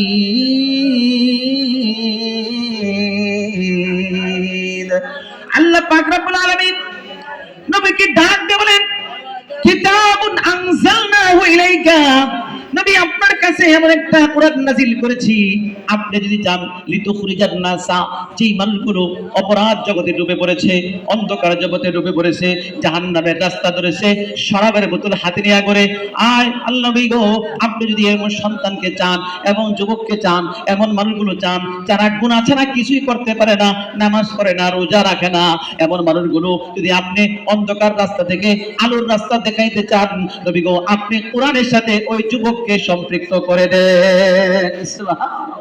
কোরআনের এত বেশি পাওয়ার, এত বেশি পাওয়ার, কিছুই লাগবে না, আপনি সন্তানের হাতে কোরআনটা উঠায় দেন, কিছুদিন তেলাওয়াত করবে, এটা এমন অ্যান্টিবায়োটিক, সেবন করলে সে ভালো হয়, সেবন করলেই ভালো হয়ে যাবে। কোরআনের একটা অক্ষর যদি আপনি তেলাওয়াত করেন, আল্লাহ নবী বলেন, তাহলে 10টা নেকি তার আমল নামায় লিখে দেওয়া হয়। বলেন সুবহানাল্লাহ। আর একটু আওয়াজ দিয়ে বলেন সুবহানাল্লাহ। একটা অক্ষর বললে 10 নেকি, রমজান মাসে 1/70, তাহলে কত গুণ বেড়ে যাবে? কত গুণ? 70 গুণ বেড়ে যাবে। তাহলে আপনি বসে আছেন, আপনি সারাদিন ঘুরতেছেন, কোরআন ফাঁকের তেলাওয়াত নাই, তাহলে সম্পৃক্ত আল্লাহর সাথে কেমনে হবেন? আল্লাহর সাথে সম্পর্ক কেমনে কায়েম হবে? এই কোরআন তো আপনাকে জান্নাতের রাস্তা দেখা। এই জন্য মুহতারাম হাজরিন, এই রমজান আসছে, এখন থেকে নিয়ত করেন, আমি প্রতিদিন সকাল সন্ধ্যা কিছু কিছু কোরআনের তেলাওয়াত করব। কিছুই পারলাম না, সূরা ইয়াসিনটা শিখে নেই, সকালবেলা ফজর করে সূরা ইয়াসিন, সূরা ওয়াকিয়াটা শিখে নেই, মাগরিবের পরে সূরা ওয়াকিয়া, এশার নামাজের পরে সূরা মুলক, কমসে কম এই 3টা আমল নিয়মিত করি, কিছুই করতে পারলাম না। আর যদি কোরআনে ফাঁকের তেলাওয়াত প্রতিদিন এক করা পারেন, তাতে নূর মা আলা নূর, আলহামদুলিল্লাহ। সূরা ওয়াকিয়া যদি আপনি প্রতিদিন মাগরিবের পরে তেলাওয়াত করেন, হাদিসের মধ্যে আসছে এই ঘরের মধ্যে কোনো দিন রিজিকের অভাবের চোখ দেখবে না। সুবহানাল্লাহ। সালমান ফারসি রাদিয়াল্লাহু আনহু ইন্তেকালের সময় উসমান রাদিয়াল্লাহু আনহু বাইতুল মাল থেকে কিছু মাল নিয়ে আসেন, আয়েশা বলেন, আপনি তো কিছুই করেন নাই, এই কিছু সম্পদ আপনাকে দিলাম, সন্তানের জন্য রেখে যান, আপনি মরার পরে তারা যাতে করে খাইতে পারে। সালমান ফারসি রাদিয়াল্লাহু আনহু বলেন, উসমান রাদিয়াল্লাহু, ভাই আপনি কি নবীর হাদিস পড়েন নাই? আমি তো সবচেয়ে বড় জিনিস তাদেরকে দিয়ে আসছি। কি দিয়ে আসছেন? আল্লাহ নবী বলছেন, যারা মাগরিবের পরে প্রতিদিন নিয়মিত সূরা ওয়াকিয়া যেই ঘরে তেলাওয়াত হবে, ওই ঘরের মধ্যে কোনোদিন রিজিকের অভাব হবে না, কোনোদিন অভাব হবে না। এই জন্য শোনা হাজরা মাদ্রাসা 500-600 ছাত্র এখানে খাবার খায়, 3 বেলা খাবার খায়। আজও পর্যন্ত শুনছেননি যে খাবার নিয়ে জগা লেখা এখানে খুন হয়ে গেছে, মারামারি হয়েছে? শুনছেন? 3 বেলার সময় মতো খানা উপস্থিত কেমনে হয়? এই শোনা হাজরার মাদ্রাসার 500 ছাত্র মাগরিবের পরে সূরা ওয়াকিয়া প্রতিদিন তেলাওয়াত করে। যে জায়গার মধ্যে 500 বার তেলাওয়াত হয়ে গেল মাগরিবের পরে, ওই জায়গার মধ্যে আপনারা কয় টাকা দেন? এই 20 টাকা, 50 টাকা, 100 টাকা, 500 টাকা, 600 টাকা, কাঁচা বাজার লাগে 15 থেকে 20,000 টাকা। যদি আপনি হিসাব করেন, প্রতি মাসে 5, 7, 10 লাখ টাকা পর্যন্ত খরচ হয়ে যায় বোর্ডের মধ্যে। কোথা থেকে আসে চিন্তা করা যায়? ওটা সূরা ওয়াকিয়ার বরকত।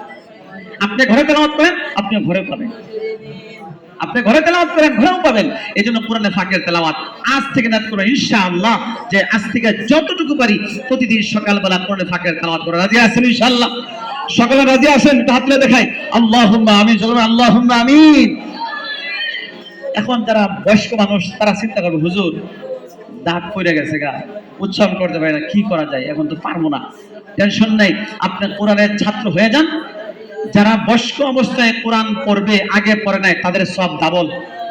হাদিসের মধ্যে আছে, একটা হলো তেলাওয়াতের সব, আরেকটা হলো সে কষ্ট করে মুখ দিয়ে আসে না, ঠোঁট বাঁকা টাকা হয়ে গেছে, দাঁত পড়ে গেছে, এরপরেও সে কষ্ট করে চেষ্টা করে, আল্লাহ রাসূল বলেন তাকে 2 গুণ সওয়াব দেওয়া হবে, 2 গুণ সওয়াব দেওয়া হবে। সুবহানাল্লাহ, ডাবল দাও। টেনশন কোথায়? আপনি পড়তে থাকেন, এইভাবে পড়তে পড়তে যে কোরআনের ছাত্র অবস্থায় দুনিয়া থেকে চলে যান, আল্লাহ রাসূল বলেন কোরআনের ছাত্র অবস্থায় যে দুনিয়া থেকে চলে যাবে তাকে শহীদের মর্যাদা দেওয়া হবে, শহীদের মর্যাদা। আল্লাহ। তো এই জন্য আজ থেকে সবাই আগাত করেন, এখানে যারা আছেন, যে আমরা কোরআনের ছাত্র হয়ে যাবো ইনশাল্লাহ। রাজি আছেন ইনশাল্লাহ? সবাই রাজি আছেন ইনশাল্লাহ? কোরআনে পাকের তেলাওয়াত করলে আল্লাহর রাসূলের দোয়া পাওয়া যায়। ইমাম আসিম রাহমাতুল্লাহি আলাইহি, আমরা যার কিরাত পড়ি, উনি ছাত্রদেরকে কোরআন পড়াইতেন, আর দৈনিক 10 থেকে 15 বার উনি কোরআন তেলাওয়াত করতেন। একদিন দরসের মধ্যে আসছে, আয়েশা যখন পড়া শুরু করছে, ওর মুখ থেকে কথা বলে আর কি যেন মেসকি আম্বরের সুগন্ধি বের হয়। আল্লাহু আকবার। সাহাবারা ছাত্ররা জিজ্ঞাসা করেন, হুজুর আজকে আপনি কি খায় আসছেন? কথা বললে গান আসে, এই গানটা তো দুনিয়ার কোনো গান মনে হচ্ছে না, কোনো আতরের গান মনে হচ্ছে না, এটা মনে হচ্ছে আসমানি কোনো গান। আল্লাহু আকবার। এখন হুজুর তো বলেন, না আমি তো কিছু খাই আসি না। ছাত্র এত বেশি পিড়াপিড়ি শুরু করছে, উনি বলেন, না আমি তো কিছু খাই আসি না। এখন শেষ পর্যন্ত ক্লাস থেকে উঠে চলে গেছে, খাদেম পিছনে পিছনে গেছে, যা জিজ্ঞেস করে, হুজুর আমি আপনার অনেকদিন যাবত খেদমত করি, আপনি কি খাইছেন যদি একটু বলতেন, আমিও খাইতাম, তাহলে আমারও তো এরকম গান আসতো, এত গান, এই গান তো আমরা কোনোদিন পাই নাই। হুজুর খাদেমের পিঠে হাত রেখে বলে, তুমি আমার খেদমত করো, তোমার কাছে না বললে কষ্ট পাইবা, যে হুজুরের খেদমত করলাম, হুজুর একটা কথা আমাকে বললো না, তোমার কাছে আমানত বলে যাই, আমি মরার পরে এই কথাটা প্রকাশ করো, আমি জীবিত থাকতে এই কথাটা প্রকাশ করিও না। ইমাম আসিম রাহমাতুল্লাহি আলাইহি চোখের পানি ছেড়ে দিয়া খাদেমকে বলেন, খাদেম রে, তুমি আমার খেদমত করো, তোমার কাছে না বললে কষ্ট পাইবা, এই জন্য তোমাকে বলতেছি, ওয়াদা করো আমি জীবিত থাকা অবস্থায় কথাটা প্রকাশ করবা না, মৃত্যুর পরে বইলো আমি জীবিত থাকতে কথাটা বলবা না কার কাছে। ইমাম আসিম রাহমাতুল্লাহি আলাইহি খাদেমকে বলেন, দেখো আমি প্রতিদিন 10 থেকে 15 বার তেলাওয়াত করি, মহব্বতে সেই তেলাওয়াত করি, তেলাওয়াত করা শেষ পর্যন্ত আমি আল্লাহর মহব্বত নিয়ে, ভালোবাসা নিয়ে তেলাওয়াত করি, তেলাওয়াত শেষ হওয়ার আগ পর্যন্ত আমি বিছানায় পিঠ লাগাই না, আমি প্রতিদিন তেলাওয়াত করে ঘুমাই, ওযু সহিত ঘুমায় যাই। ঠিক আজকেও আমি 10 পারা তেলাওয়াত করে ঘুমায় গেলাম। ঘুম যখন গভীর, স্বপ্নের মধ্যে আল্লাহর রাসূল আয়েশা সালাম জানাইতেছেন। আয়েশা বলে, ইমাম আসিম তোমার কোরআনে পাকের তেলাওয়াত আমি রওজায়ে আতহার থেকে শুনি, আর কেমন জানি মজা লাগে আমার কাছে। তোমার শরীরে তো কণ্ঠের তেলাওয়াত আমার কাছে খুব মজা লাগে, তুমি আমার রওজার পাশে বসে বসে কোরআনে পাকের তেলাওয়াত করো, এটা আমার কাছে খুব ভালো লাগে। ইমাম আসিম তোমাকে আমি কি হাদিয়া দেব? তুমি একটু তোমার মুখটা হা করো, জিহ্বাটা একটু বার করো। ইমাম আসিম বলেন, আমি স্বপ্নের মাধ্যমে জিহ্বাটা বার করলাম, মুখটা হা করলাম, আল্লাহ নবী সাল্লাল্লাহু আলাইহি ওয়াসাল্লাম জবান মুবারক থেকে একটু থুতু মুবারক আমার জিহ্বায় লাগায় দিলেন। সুবহানাল্লাহ। তো আমি যখন ঘুম থেকে জাগ্রত হই, আমি ঘুম থেকে জাগ্রত হয়ে কথা বলার সাথে সাথে আমার ঘুমটা যেন বেশ কাম ভরে গান দ্বারা ভরপুর হয়ে গেছে। আমি যেখানে যাই সেখানে গান, সেখানে গান, কথা বললেই জবান দিয়া গান হয়। আসলে তো আল্লাহর নবী থুতু মুবারক আমাকে স্বপ্নে যোগে লাগায় দিছে। সুবহানাল্লাহ। কেন? কোরআনের মহব্বতের কারণে। কোরআনের মহব্বত এটা এমন জিনিস, এমন দামি কিতাব, মহব্বত করেন আপনি দামি হয়ে যাবেন। আল্লাহ নবী মুহাম্মদুর রাসূলুল্লাহ সাল্লাল্লাহু আলাইহি ওয়াসাল্লাম আবু হুরায়রাকে বলে, আবু হুরায়রা জানি আল্লাহর পরিবার কারা? আল্লাহর আমার পরিবার আছে ইয়া রাসূলুল্লাহ, আপনি তো বিবাহ করেন নাই, লাম ইয়ালিদ ওয়া লাম ইউলাদ ওয়া লাম ইয়াকুল লাহু কুফুয়ান আহাদ, ওনার তো সন্তান নাই, স্ত্রী নাই, বিবাহ শাদী নাই, মা বাবা কিছুই নাই, তার আবার পরিবার কারা? আল্লাহর রাসূল বলেন, আবু হুরায়রা না না না, তার পরিবার আছে। তো আবু হুরায়রা কিয়ামতের ময়দানে আল্লাহ জিবরাইলকে বলবেন, এ জিবরাইল, কিয়ামতের ময়দানে যাও ঘোষণা করো, যারা কোরআনকে মহব্বত করেছে, যারা কোরআন তেলাওয়াত করেছে, যারা কোরআনকে ভালোবেসেছে, যারা কোরআনকে সিনার মধ্যে প্রবেশ করাইছে, যারা কোরআনকে সিনার মধ্যে হিফাজত করাইছে, ঘোষণা করো এরা সকল মুসলমানগুলো আমি আল্লাহর পরিবার, এদেরকে আলাদা কাতারের মধ্যে দাঁড় করায় দাও। সুবহানাল্লাহ। আল্লাহ নবী বলেন, আবু হুরায়রা, যদি আল্লাহ ঘোষণা করে এদের আল্লাহর পরিবার জান্নাতে যাওয়ার জন্য এদের কোনো টিকিট লাগবে না, ওরে আবু হুরায়রা দুনিয়ার মধ্যে ঘোষণা করে দাও, যারা কোরআনকে মহব্বত করবে, যারা কোরআনকে ভালোবাসবে, যারা কোরআনকে তেলাওয়াত করবে, কিয়ামতের ময়দানে আল্লাহ তাদেরকে পরিবার বলে ঘোষণা করবে। সুবহানাল্লাহ। তাহলে এক নম্বর আমল কোরআনে পাকের তেলাওয়াত, সদা সর্বদা কোরআনে পাকের তেলাওয়াত। প্রতিদিন আমার একটা রুটিন রাখবো, নাস্তা যেরকম রুটিন, আমার গোসল যেরকম রুটিন, আমার ব্যবসায় যাওয়া যেরকম রুটিন, আমার অফিসে বসা যেরকম রুটিন, তো ঠিক আমার কোরআনে পাকের তেলাওয়াতের একটা রুটিন রাখবো। আমরা মুসলমান, আমাদের ঈমান তাজা কি দিয়ে হয়? আমি শরীর বডিকে তাজা করি পুষ্টিকর খাবার খেয়ে, আমার ঈমান কেমনে তাজা হবে? আল্লাহ বলেন, ওয়াইদা তুলিয়াত আলাইহিম আয়াতুহু যাদাতহুম ঈমানা। আল্লাহ বলেন, বান্দা যদি কোরআনে পাকের তেলাওয়াত করো তাহলে তোমার ঈমানের আলো বাড়ায় দিব। ঈমানের খোরাক কোরআনে পাকের তেলাওয়াত। আজকে মুসলমানের ঈমান দুর্বল হয়ে গেছে কেন?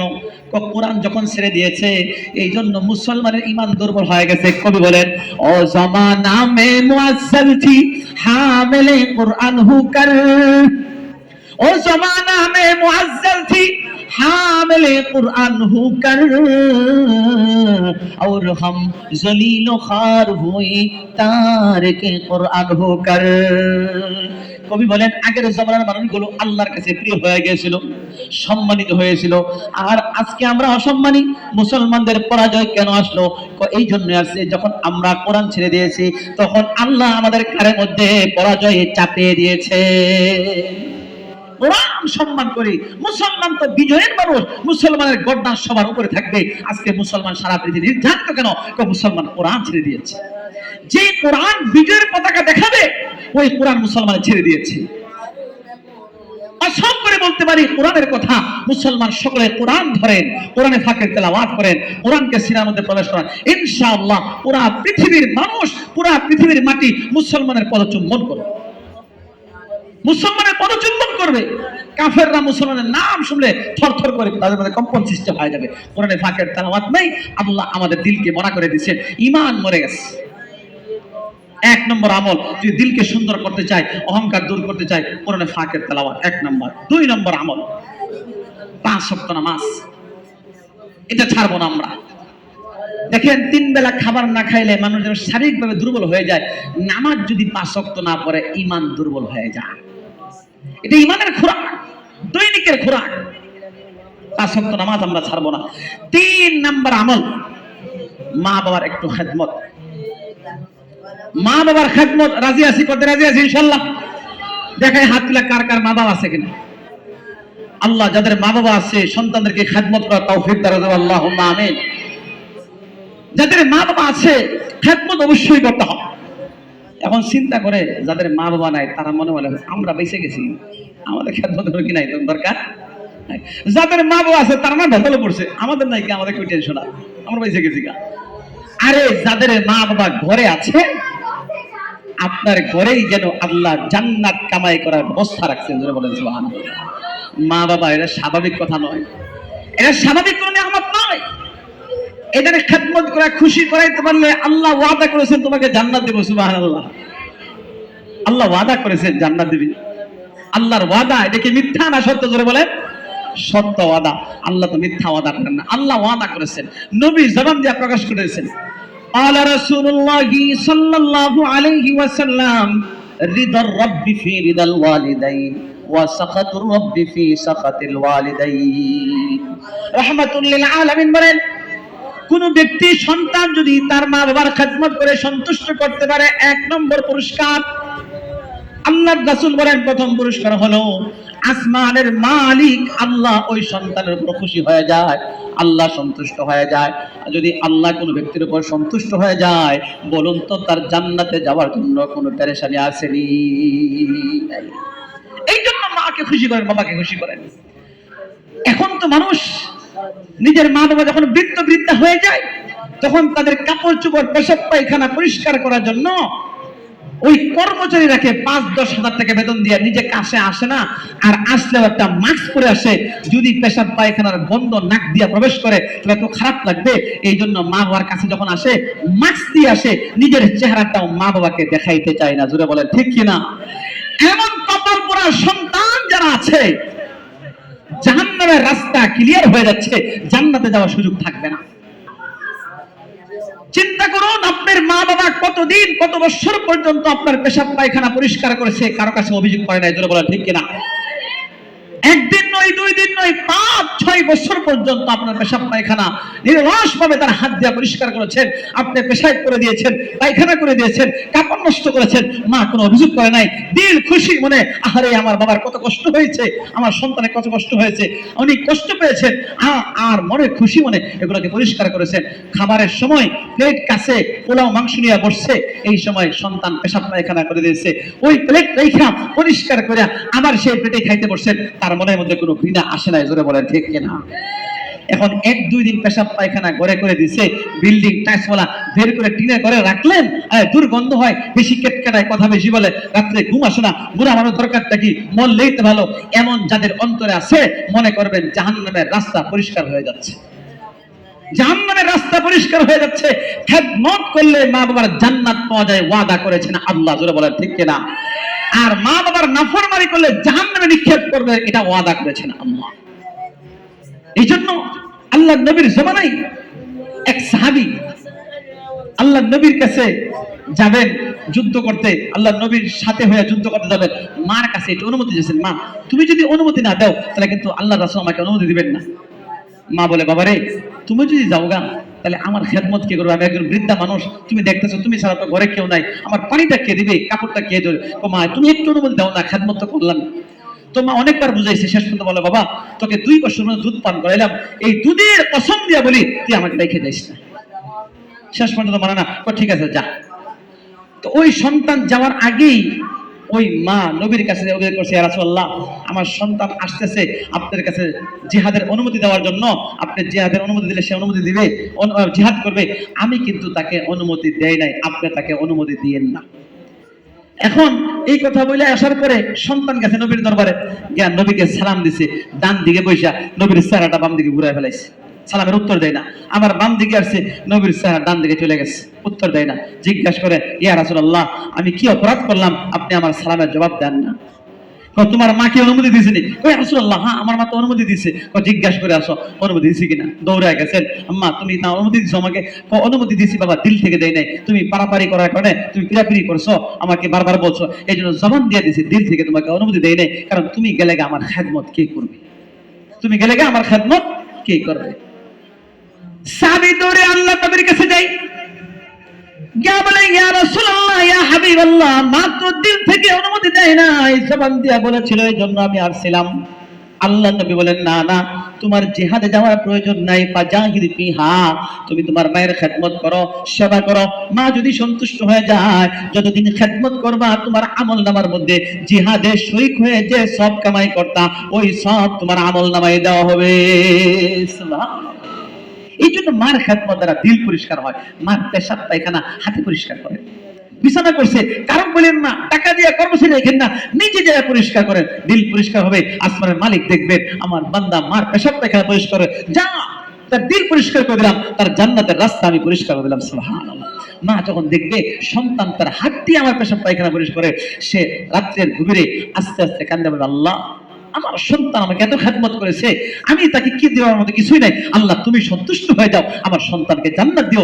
এই দোয়াটা যখন মা কবরে করে যাবে, বাবা কবরে করে যাবে, আপনার জান্নাতে যাওয়ার জন্য আর কোনো সমস্যা হবে না, আল্লাহ পাক যাওয়ার পরে আপনার গুনাহ ক্ষমা করে দেবেন। সুবহানাল্লাহ। এই জন্য মার খেদমতে রাজি আছেন না? বিশ্ববিখ্যাত ইমাম শাফি রাহমাতুল্লাহি আলাইহি এত বড় ইমাম কেমনে হয়েছে? মা বাবার খেদমত করে হয়েছে। উনি হাদিস পড়াইতেন, ফিকহ পড়াইতেন, কোরআন পড়াইতেন, রাত্রে যখন যাইতেন যাওয়ার সময় চিন্তা করতেন, সারাদিন তো পড়াইলাম, মার খেদমত তো করতে পারলাম না, গভীর রাত যাওয়ার পরে শীতের রাত একটু তেল নিতেন, চুলায় গরম করতেন, মা ঘুমায় গেছে, পায়ের কাছে বৈশা পায়ের নিচে আর হাতের মধ্যে মালিশ করতেন। মা একটু জাগ্রত হয়ে দেখে সন্তান ইমাম শাফি পাশে বসে বসে তেলে মালিশ করতে। জোরে বলেন আল্লাহু আকবার, আরো জোরে বলেন আল্লাহু আকবার। তো মা আল্লাহর কাছে দোয়া করে, আল্লাহ আমার সন্তান যেমন আমাকে খুশি করলো, তুমিও আমার সন্তানের উপর খুশি হয়ে যাও। আল্লাহু আকবার। মা এরকম দোয়া করছে। ইমাম শাফিঈ রাহমাতুল্লাহ আলাইহি তেল মালিশ করতেন, মাঝে মধ্যে নিজের দুইটা ঠোঁট লাগাইয়া পায়ের নিচে একটু চুমা খাইতেন। যখন চুমা খাইতেন তখন মা চিন্তা করলো, রে আমার সন্তান তো দুইটা ঠোঁট দিয়া কোরআন তেলাওয়াত করে, হাদিস পড়ে, ছাত্রদেরকে পড়ায়, জিকির আজকার করে, একটা পবিত্র দুইটা ঠোঁট দিয়া পায়ের নিচে চুমা খা, এটা তো আমার ভালো লাগে না, এটা তো আমার ভালো লাগে না। তখন বলছে, বাবা রে, তুমি যে খেদমত করতেছ আমি তাতেই সন্তুষ্ট, তোমার দুইটা ঠোঁট লাগায় আমার পায়ের নিচে চুমা খায় না বাবা, এটা আমার কষ্ট হয়। তোমার পবিত্র ঠোঁট দিয়া আমার অপবিত্র, এখানে ধুলাবালি ভরা আছে, দুর্গন্ধ আছে, আমি পা দিয়া কত জায়গায় চলি, তুমি নিচে ঠোঁট লাগাইবা, এটা আমার সহ্য হয় না বাবা, করিও তুমি এটা। ইমাম শাফিঈ রাহমাতুল্লাহ আলাইহি চোখের পানি ছেড়ে দিয়ে বলেন, আম্মা জান, আমি কেন দুইটা ঠোঁট লাগায় হাত চুমা খাই আপনার পায়ের নিচে জানেননি? কোনা আমি তো জানি না।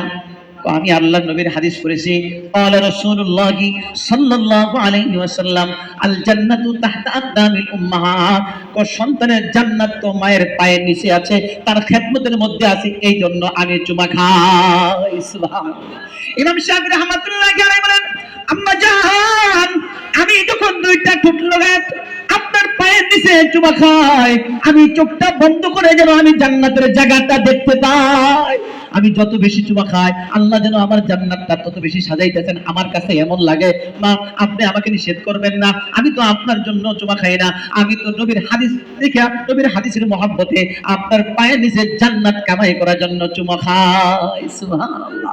এই জন্য মার খেদমত করলে জান্নাত পাওয়া যায়, দিল পরিষ্কার হয়, অহংকার মুক্ত হয়। মায়ের কাপড়টা নিজে ধুইবেন, মা বৃদ্ধ হয়ে গেছে চুলগুলো আশ্রয় দিবেন, বাবা বৃদ্ধ হয়ে গেছে চুলগুলো আশ্রয় দিবেন, দাড়িগুলো আশ্রয় দিবেন, তেল লাগায় দিবেন, বাবাকে একটু দূরে উঠাবেন, একটু হাত মালিশ করে দিবেন, শরীর একটু মেসেজ করে দিবেন, দেখবেন বাবার দিল থেকে যে দোয়া আসবে, এই দোয়া নিয়ে আপনি চলতে পারবেন, এই দোয়া নিয়ে আপনি চলতে পারবেন, দুনিয়া কোথাও থাকবেন না আপনি। হাজার মুসিবত আসতেছে, দেখবেন পাহাড় পরিমাণ, ওই মা যে দোয়া করছিল বাবা, এই দোয়ার বদৌলতে আপনি উঠে যাবেন না। এই জন্য যাদের ঘরে মা বাবা আছে, মনে করবেন জান্নাত কামাই করা একটা সুযোগ আমার ঘরে আছে, এই কামাই করা হাতছাড়া করবেন না, এই সুযোগকে হাতছাড়া করবেন না। তাহলে এই দুইটা তিনটা আমলের কথা বললাম, এক নম্বর কোরআনে ফাঁকের তেলাওয়াত, দুই নম্বর হলো 5 ওয়াক্ত নামাজ, তিন নম্বর হলো মা বাবার খেদমত। এই তিনটা আমল যদি করতে পারি, যে দিলের যে একটা রোগ আছে অহংকার, এই অহংকারটা আস্তে আস্তে আস্তে আস্তে দূর হয়ে যাবে। আর যখন দূর হয়ে যাবে তখন ওই যে নবীর সুসংবাদ, যে অহংকার মুক্ত দিল, এটা জান্নাতের সুসংবাদ পাওয়া যাবে। অহংকার ওয়ালা দিল তো জান্নাতে যাবে না, অহংকার মুক্ত দিলই তো জান্নাতে যাবে। জোরে বলেন ঠিক বিনা? আমি আয়াত তেলাওয়াত করেছিলাম, তিলকা দারুল আখিরাতু নাজআলুহা للذين لا يريدون علوا في الأرض ولا فسادا والعاقبة للمتقين।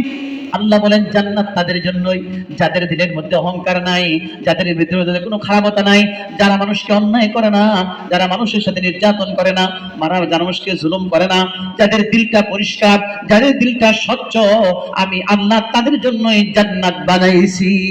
সুবহানাল্লাহ। ওয়াল আকিবাতু লিল মুত্তাকিন। আয়াতের শেষে আল্লাহ বলেন, যারা আমি আল্লাহকে সব জায়গায় ভয় করতে পারে, তাদের জন্য শুভ পরিণাম, সত্য উৎকৃষ্ট জান্নাত আমি আল্লাহ তাদের জন্যই রাখছি। জুড়ে বলে আল্লাহুম্মা আমিন। আরেকটু জুড়ে বলে আল্লাহুম্মা আমিন। তো আজকের তাফসীরের খুলাসা হলো, জান্নাত পাইতে হলে দিলকে অহংকার মুক্ত করতে হবে। জুড়ে বলে ঠিক কিনা? কোনো মানুষকে নির্যাতন করা যাবে না, জুলুম করা যাবে না, অন্যের সম্পদ আত্মসাৎ করা যাবে না, অন্যের সম্পদ লুণ্ঠন করা যাবে না, অন্যায়ভাবে কারো আঘাত করা যাবে না। যদি এই সবগুলো করতে পারি, তাহলে দিলটা অহংকার মুক্ত হবে, জান্নাতের রাস্তা পরিষ্কার হবে। যে ওয়াদা করেছেন জান্নাতের, সেই ওয়াদা বাস্তবায়িত হবে কিয়ামতের ময়দানে। আসুন, যে কথা বললাম, রমজান মাস, আসলে কথার চাইতে আমল বেশি দরকার। হ্যাঁ, জিকির আজকার বেশি দরকার। প্রথম যে জিকিরের কথাটা বলছিলাম, এই জিকিরটাও সুবহানাল্লাহ আর আলহামদুলিল্লাহ, ইনশাআল্লাহ বেশি থেকে বেশি আমল করার চেষ্টা করবেন। যদি আরেক বছর ইনশাআল্লাহ অথবা কোনোদিন যদি সুযোগ হয়, আবার জিজ্ঞাসা করব যে গত বছর আমল দিয়ে গেছিলাম, কে কে করছেন, যে আমলটা জারি আছে কিনা, ইনশাআল্লাহ দেখব। আল্লাহ তাআলা আমাদের সকলকে যে কথাগুলো বললাম আমল করার তৌফিক দান করুন। জোরে বলেন আল্লাহুম্মা আমিন। আমাদের এই তাফসীরের মাহফিল ইনশাআল্লাহ 15 রমজান পর্যন্ত চলবে। আমরা প্রতিদিন আসার চেষ্টা করব। এখানে কিছু সময় বলবো, 1 থেকে 1.5 ঘন্টা সময় হয়, এই 2টা থেকে হয়তো 3:30, অথবা একটু বেশি, কম বেশি 10-15 মিনিট বেশি এদিক সেদিক হয়। আমরা যদি প্রতিদিন ইনশাল্লাহ আসি, তাহলে কিছু একটা সময় আমাদের জীবন থেকে সুন্দর জায়গায় হলো। আর কিছু আমল নিয়ে যাব। আজকে যেমন একটা আমল দিলাম, 2টা আমল দিলাম, এরকম প্রতিদিন একটু আমল নেওয়ার চেষ্টা করবো।